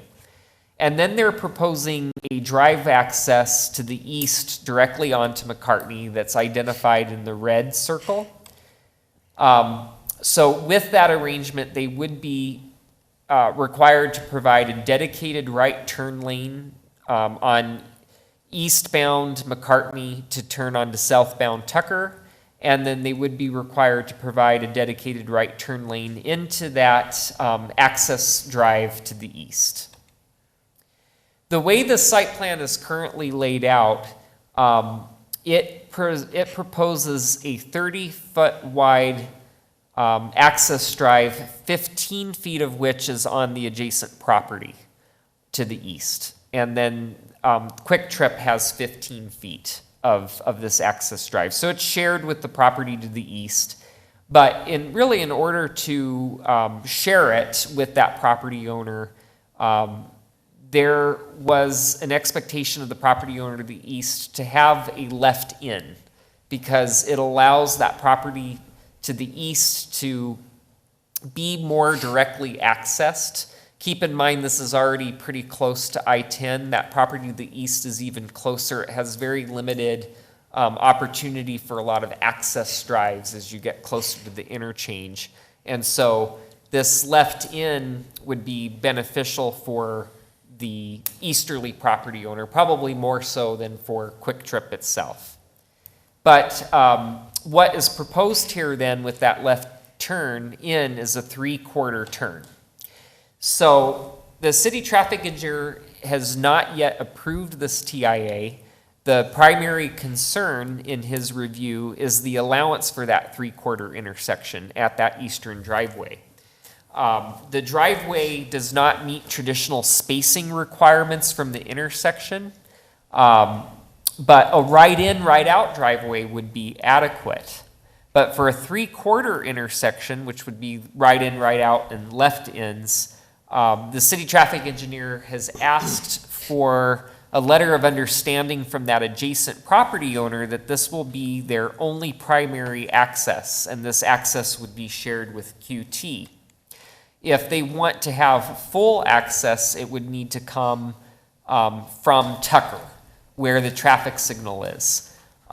Tucker is where the traffic signal will be, and it is located a 1/4 mile from the interchange. And that's pretty much the tolerance that ADOT will allow for full access. Sometimes they allow a little bit closer, but a 1/4 mile is ideal. So for any site east of this subject site, they'll need to rely on Tucker for full access. But by allowing a left in will be an opportunity for this site to at least have a drive access directly off, coming from the interstate into their site a little bit closer than going all the way to Tucker Road. And then, of course, should development occur on the site to the east or to the south of this Quick Trip site, that developer will have the opportunity to make improvements to that east-west road to access Tucker up to the traffic signal. QT isn't asked to make improvements to that east-west section of the road because they're not planning any access points onto that drive, and they are proposing to dedicate the full 60 feet of right-of-way. So ultimately, when it gets improved, the right-of-way will for sure be available there for any connection needed or from property to the south or to the east. As far as the public notification process, we met, which was required by code. We did not receive any inquiries or comments as a result of this notification. I stand corrected. I did hear from one of the commissioners who did have concern about the truck traffic being created, the truck fueling, and didn't find it appropriate. I think we'll have more discussion about that during the question and answers. However, staff was okay with the arrangement of the site plan with regard to the truck fueling. So with regard to our recommendations, staff does recommend that Planning Commission move to forward a recommendation to City Council to approve the PAD, subject to the condition regarding right-of-way dedication. Then with regard to the major site plan, we are recommending that you approve the major site plan, but it's subject to a couple of conditions, and one was added that the applicant was not aware of. So you do have an opportunity to speak to this if you'd like, but it's really just kind of more elaboration based on what was already shown on the plan.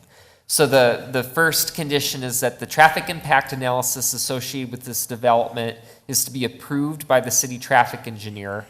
The second condition is what's new, which is prior to the issuance of building permit, the applicant shall dedicate the following public rights of way. So we are stating that 70 is needed for McCartney, 80 for Tucker, and 60 for the east-west road south of the property.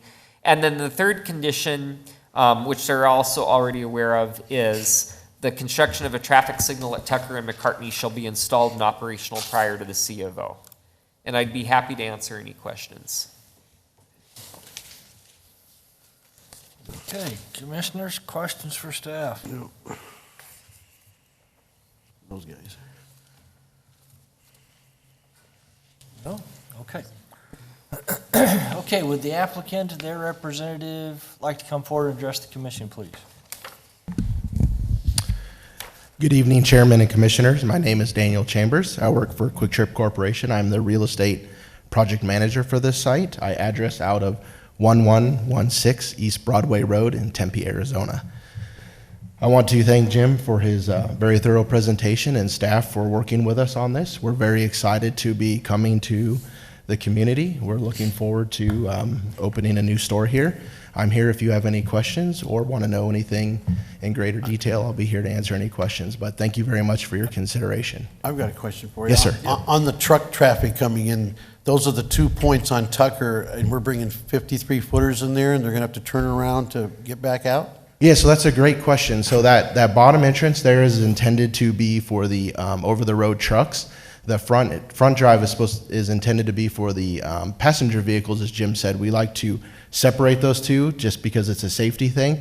But the way our site is designed, and if you look at the dimensions of it, it's a little misleading on a big screen like this. But the dimensions are very large, and we run an auto churn, truck churn simulation on all of our sites. And when you look at our site compared to some other sites, you'll notice that there is a very large amount of dimensions so that the trucks and even a fire truck would be able to very easily maneuver through the site. So will they will pull in and turn around and fuel, or pull No, in, they'll be able fuel, to- and then turn around? No, they'll be able to pull in, get fuel, and then pull out. See where the yellow drive is right there? Oh, we are They'll gonna be go- able to pull out and make it right back out on McCartney. So we designed the site to try to be very circular so that there wouldn't be U-turns on the site. But if that is needed, there is enough room for that.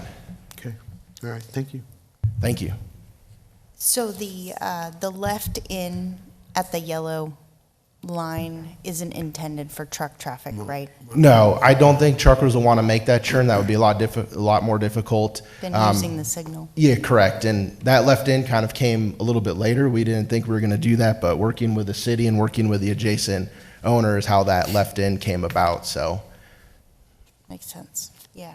Do we know how many truckers a day would be coming into the site? It's going to depend on just if people want to stop at the Quick Trip or not, but. I mean, those are big trucks, this area. Do you have other areas, other Quick Trips that have trucking availability? Yeah, we do. We have one that's a little bit further south in Tucson. There's That one's really busy, the one in Tucson. Yeah. That is. So we were trying to capture, because some of those truckers don't want to stop in Tucson or Phoenix. A lot of them do, and how they plan out their route, but we're just trying to capture some of the more independent drivers and operators and owners here, so. Okay. It's And when that we- overpass is, Right. to me, is pretty skinny for that. And also, there is no long-term facilities here for truckers, so it's not intended, just so you guys are aware, there's no lounges or washing machines or showers or anything like that in this facility. Gas and go. Yes. Correct. And maybe some food. You should try the grilled cheese, it's delicious. It'll change your life. Love it. Thank you. Every chance you got. You guys Yes. do really well in Casa Grande. This will be the third one in town, right? Yes, I'm very excited. So I'm personally very excited. This is one of the first projects that I signed up and managing the entitlements on. So I'm really excited, have a lot of vested interest in it. I helped with the construction of the other one on Florence. So I've spent a lot of time in this town and really come to enjoy it, and looking forward, and hopefully we can have another one here. It's a great store. Clean restrooms, friendly staff. Yep. A good addition. But you're going to ruin my commute to work. But it's okay. Here we go. Any Thank other you. questions for? No, I think we're good. Yep, thanks. Stay long-term. Okay. So, I'll open the public portion of the meeting. Anybody from the public like to address this issue, please come forward. Give us your name and address for the record.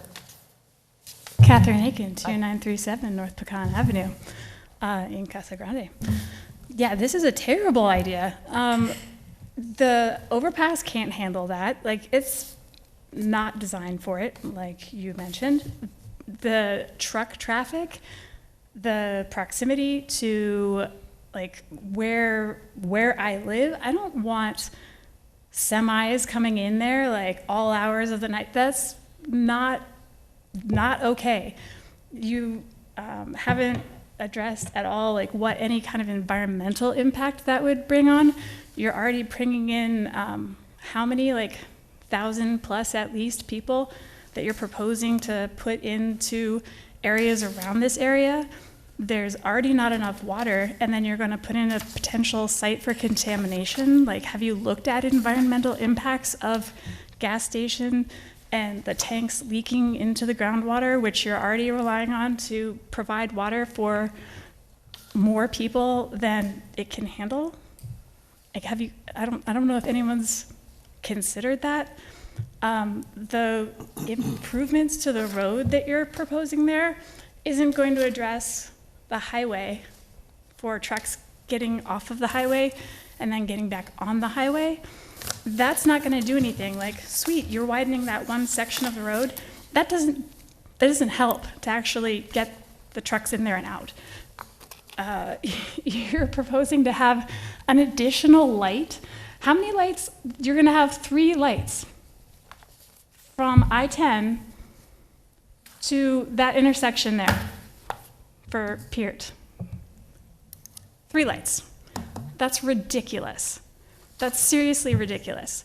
And it seems like what you guys are doing is just like accepting contracts and bids so that you can have road improvements done for small sections of space, and it doesn't make any sense what you're doing.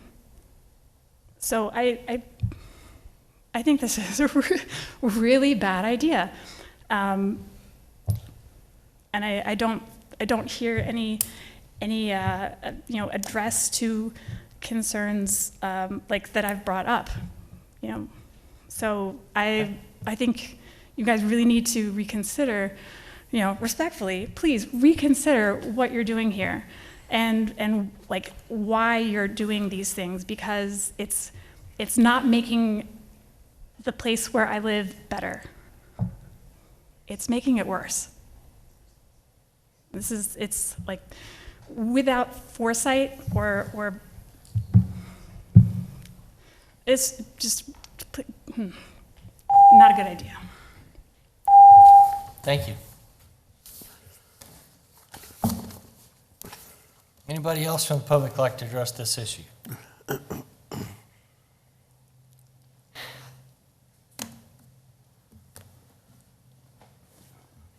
Brother Catherine for the evening.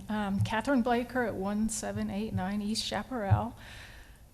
Again, with the noise, the pollution, the stench from that, truckers coming and going all hours of the day and night. As the crow flies, people are living right there. We have a lot of open space in Casa Grande. You seem determined to fill every inch of it. Move truck stops further away from where people live. It's beyond the traffic. It's just not right to have to deal with that so close to your own home. Maybe you can't imagine that because it's not happening to your neighborhood, but you're totally taking away from everything that neighborhood enjoyed about being a little bit outside of town, a little bit away from everybody else. That's sort of why we moved there, because we don't want to be in the middle of everything. If it has to be built up, try to think of the impact whatever you're putting in will have on the people that are already living there. Kind of the same sort of things that Karen was talking, or Catherine, the other Catherine was talking about. You're taking our quality of life down, and you're reducing the value of our homes as well. Because if I was looking at that place now, knowing all this was going in, there's no way I would give you anything for any of those houses in McCartney. Thank you. Thank you.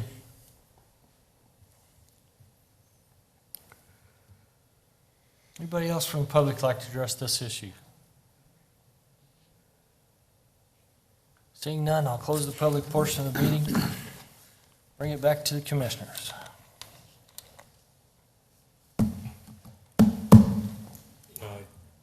Yep. We're gonna put that on. I think there are compatibility issues with the truck stop in this area.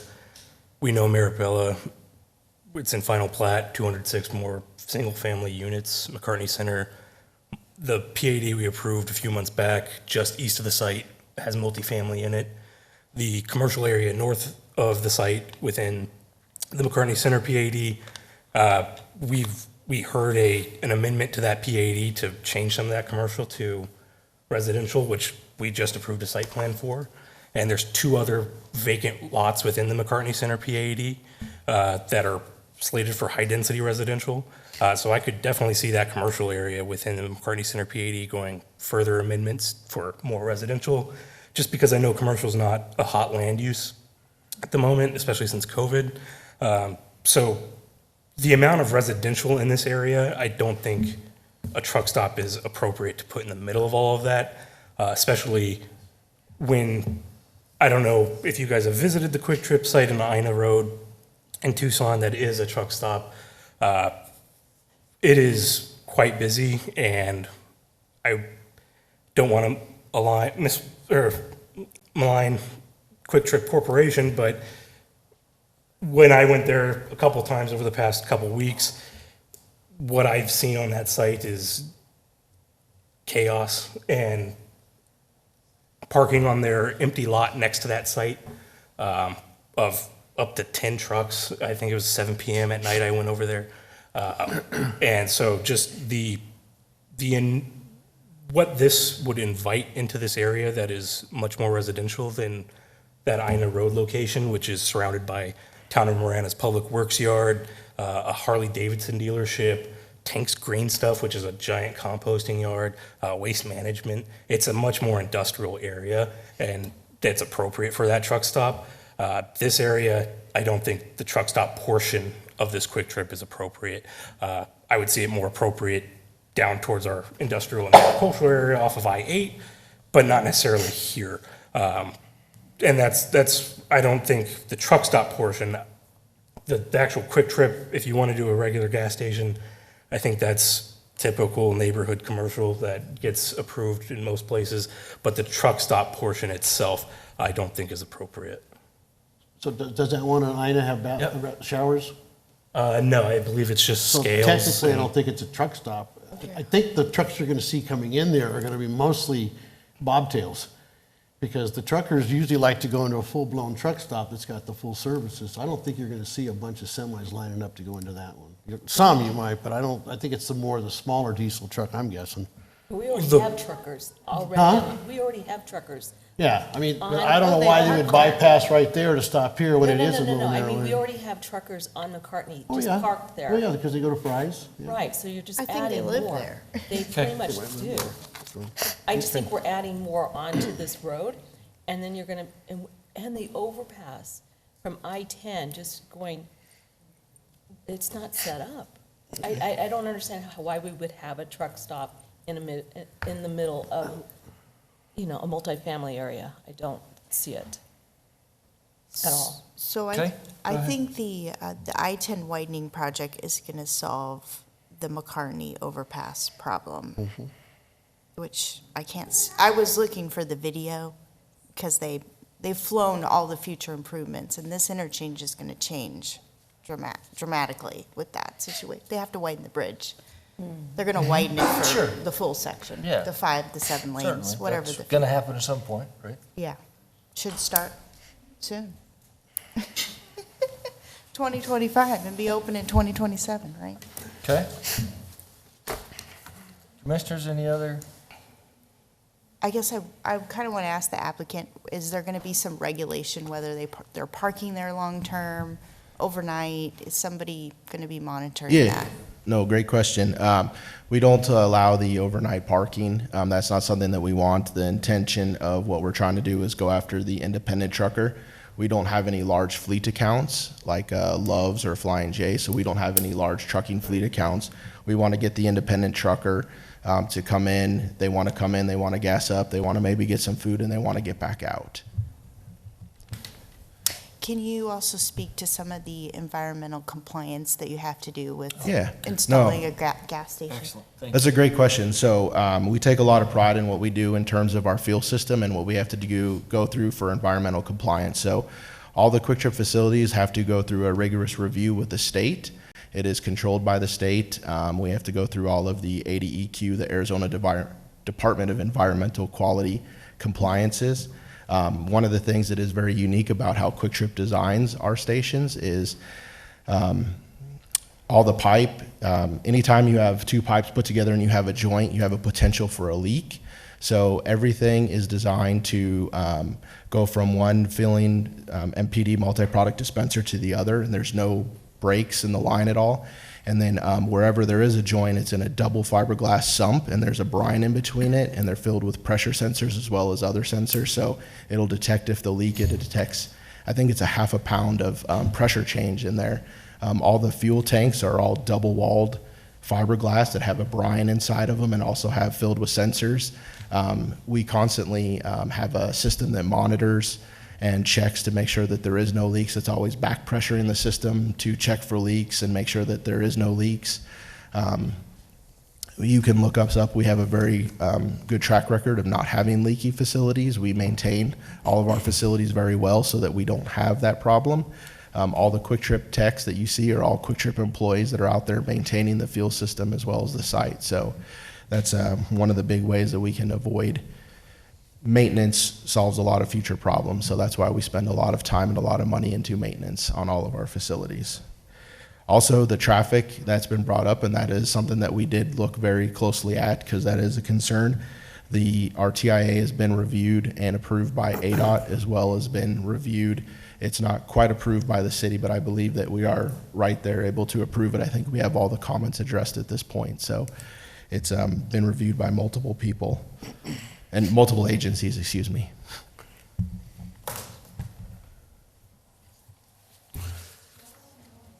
Okay.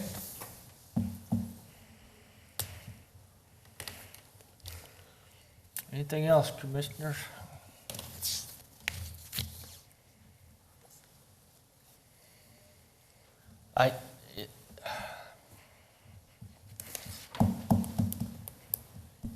So, kind of along Chris's earlier idea. So, help me envision. Can anybody tell me along Florence about how far a quarter mile brings it out Florence? And how far away is it from the freeway? Anybody got there? Right across from the Circle K, right? Isn't that where it's going? No, Yeah, it's there on McCartney. Yeah. But there's a lot of dead space, right? So on So Florence. is this Circle? No. What's this? Yep, that's the Circle K. Oh, that is Circle K. Right? And That's so it's Circle K California. right there. Yeah. So, there you go. It's probably come where out to the hotel is, Comes out to that first hotel. where the push button crosswalk is. Yep. It's probably close. Okay, that's what I was thinking about. God, about what- okay, thank you. Trying to imagine that distance. And of course, along the freeway, for some distance, we're going to have to put in the sites like this. We certainly can't put in, nobody was going to want to live that close. I shouldn't say nobody, but there's that need to use that. In fact, we planned for that kind of use. I am, and then on the other hand, as Garrett spoke about, that we're starting to make this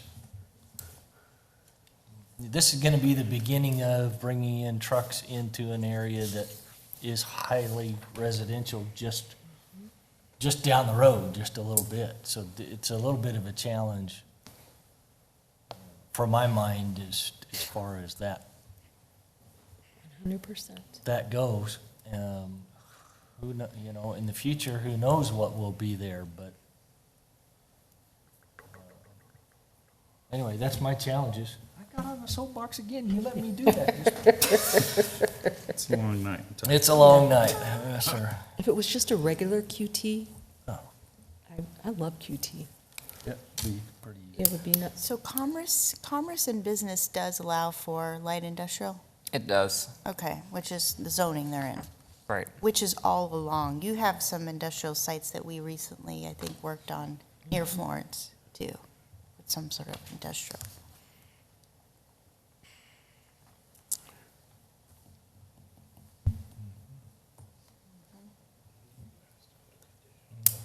What's that?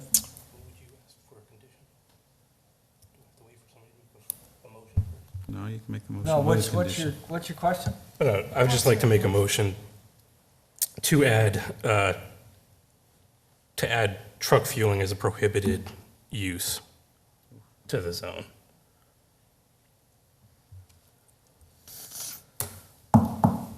Yeah, if you want to do that, I would make it, I would request that you make a motion to, if what I hear you saying, to approve this with additional condition, however you. Right. Okay, so then I would like to make a motion to forward a recommendation to City Council to approve DSA 2300164, subject to the following condition, and the condition to prohibit truck fueling. Okay. Is that adequate for the legally? Yep. I'll second it. Do I have a second? Mm-hmm. Okay. Okay, We have a motion and a second. Member Aldred? Hang on, just a second. Let me be sure we don't have any discussion. I'm sorry. I gave you the wink, I know, I'm sorry. I'm taking my wink back, girl. Wink's taken away.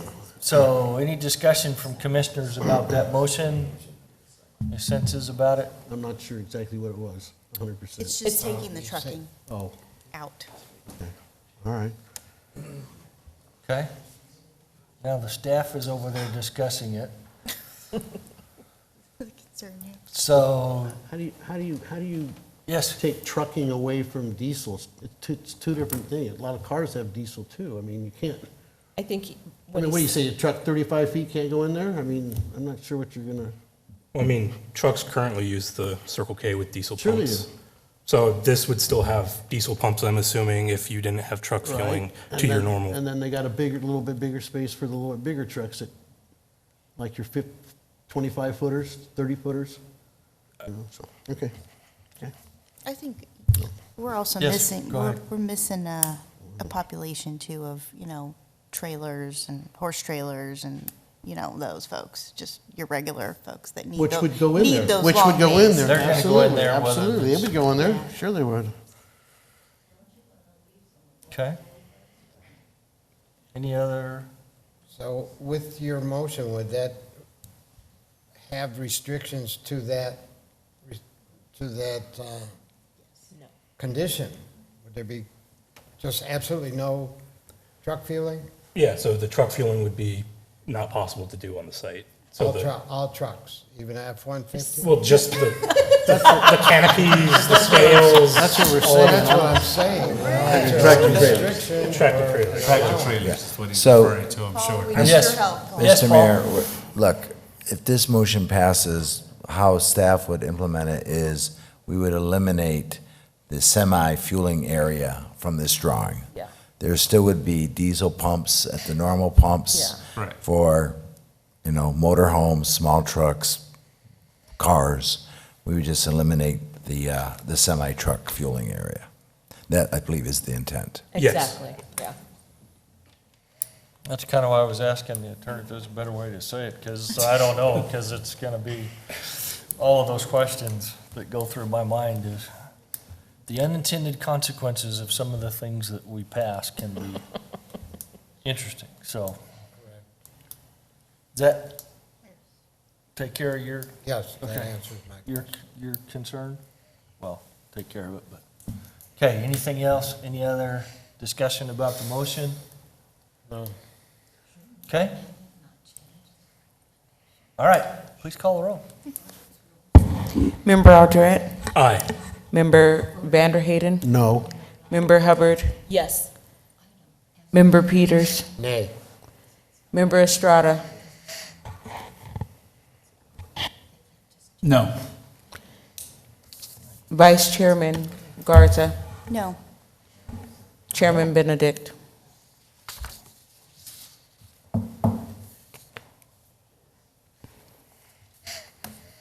Yes. So, the motion Dies. failed. Okay? So where do you go from here, attorney? Make a new motion? Yep.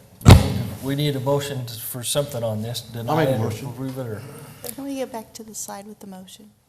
Yep. What was the question? He's going to make a motion. I'm just gonna make a motion. Oh, beautiful. I'm gonna recommend that the zone change on DSA 223-00164 from UR to Quick Trip Pad with the stipulation on the traffic analysis and the construction of the signal. Okay? Second? Okay. I have a motion and a second to forward a positive recommendation for the zone change. Any discussion on that motion? Okay, hearing none, please call the roll. Member Aldred? Nay. Member Vanderhayden? Yes? Member Hubbard? No. Member Peters? Aye. Member Estrada? Yes. Vice Chair Garza? Aye. Chairman Benedict? The zone change, yes. Okay, we have another Now we're back to the major site Oh, I plan. went too ahead of time. Yeah. I'll make a recommendation. Jim, Sorry. do you want to mention? Make a motion, please. I want to recommend that we forward. Hang on just 1 second. Chairman, can I make a slight modification to can- what you see You can say presented here? anything you'd like, but So ordinarily, when major site plans are tied to the zoning request and being heard by planning commission at the same time, we do stipulate that this ultimately could only be approved assuming that council approves of the PAD. So I didn't expressly state that here, but that would need to be added as part of the condition, so it's basically, if you do move to approve the major site plan in any way, it would have to be subject to city council's approval of the PAD. As a fourth condition. okay, And I have language if you guys want it. sure. So basically, it'll say site plan approval is subject to the approval of the rezoning to PAD in DSA 23-00164. Okay. You got that? Somebody got that, because I won't be able to repeat it in the motion, but we got it. Okay. Okay. Okay, major site plan, which was kind of your motion, but now it's, So I'll recommend Okay. DSA 23-00165 for a major site plan for Quick Trip, subject to what we said. 1 through 4. 1 through, right. Yep, 1 through Conditions 4. up above and the fourth 1 through 4. condition, okay? Okay, Second. I have a motion, I have a second. Any discussion about the motion? Seeing none, please call the roll. Member Aldrat? Nay. Member Vanderhayden? Yes? Member Hubbard? No. Member Peters? Aye. Member Estrada? Yes. Vice Chair Garza? Aye. And Chairman Benedict. I don't like that much truck, well, it doesn't matter. No. So, passes, Yeah, still passes. yes? We're good? Yeah, 4-0. All right, 4-3, yeah. thank you. Okay, on next, reports from the planner, planning director. Okay, let's see what we have here. No administrative approvals. We did have a couple Board of Adjustment decisions. A variance was approved for a large accessory structure, rear yard setback. We had a lot exception, which you approved the conditional use for tonight, a comp sign plan, and a temporary use for Ritchie Brothers to start using their site. So you'll see Ritchie Brothers start actually using their site at the juncture of the 8 and 10. City Council was busy with a lot of your recommendations. They approved the Roping Ridge annexation. They adopted the minor amendment to the general plan for a portion of the annexation. They approved the PAD for your Purely Point, I think, right? PAD. Let's see, they adopted a minor amendment to the general plan for, Mr. Henry Taylor's property. And they actually approved on appeal, review, Mr. Taylor, is it Taylor? Tyler. He asked for a council review of your decision to deny his zoning. Remember, you denied his R1 zoning. Council did approve that zoning on review. Then we approved Lawrence Street rezoning. And then lastly, council did also hold an administrative review of your denial of the West States apartment complex in G Diamond. In that case, they did vote to deny that major site plan as well. So, we're betting 500 with council on that one, looks like. And so on reports, you got the reports on the building permit data. And so, just to reflect on that just a little bit, you can see multifamily units, 0 permitted yet this year, right? So we're through the first quarter of the year and 0 multifamily permits, which shows us that, the stuff that's being built now will start to be completed and absorbed, and depending on how that does in the marketplace, then you may or may not see more multifamily projects getting permitted. And the same thing for build-to-rent. You see, there's no build-to-rent. Many of those apartment complexes and those build-to-rent projects are nearing completion and will be entering the marketing rental phase very soon. And so it's going to be interesting to see what happens with those, and that will affect our permitting activity. It will. The ones on Burnt and Cottonwood, they just put up the sign. Did they? Okay, so that's my report. And, okay, gotcha, okay. Anything else for the good of the order? Motion to adjourn. We are adjourned. Well, all right then. Tyler, that was the guy that had 6 lives. Yes. And they did a long presentation. What's that?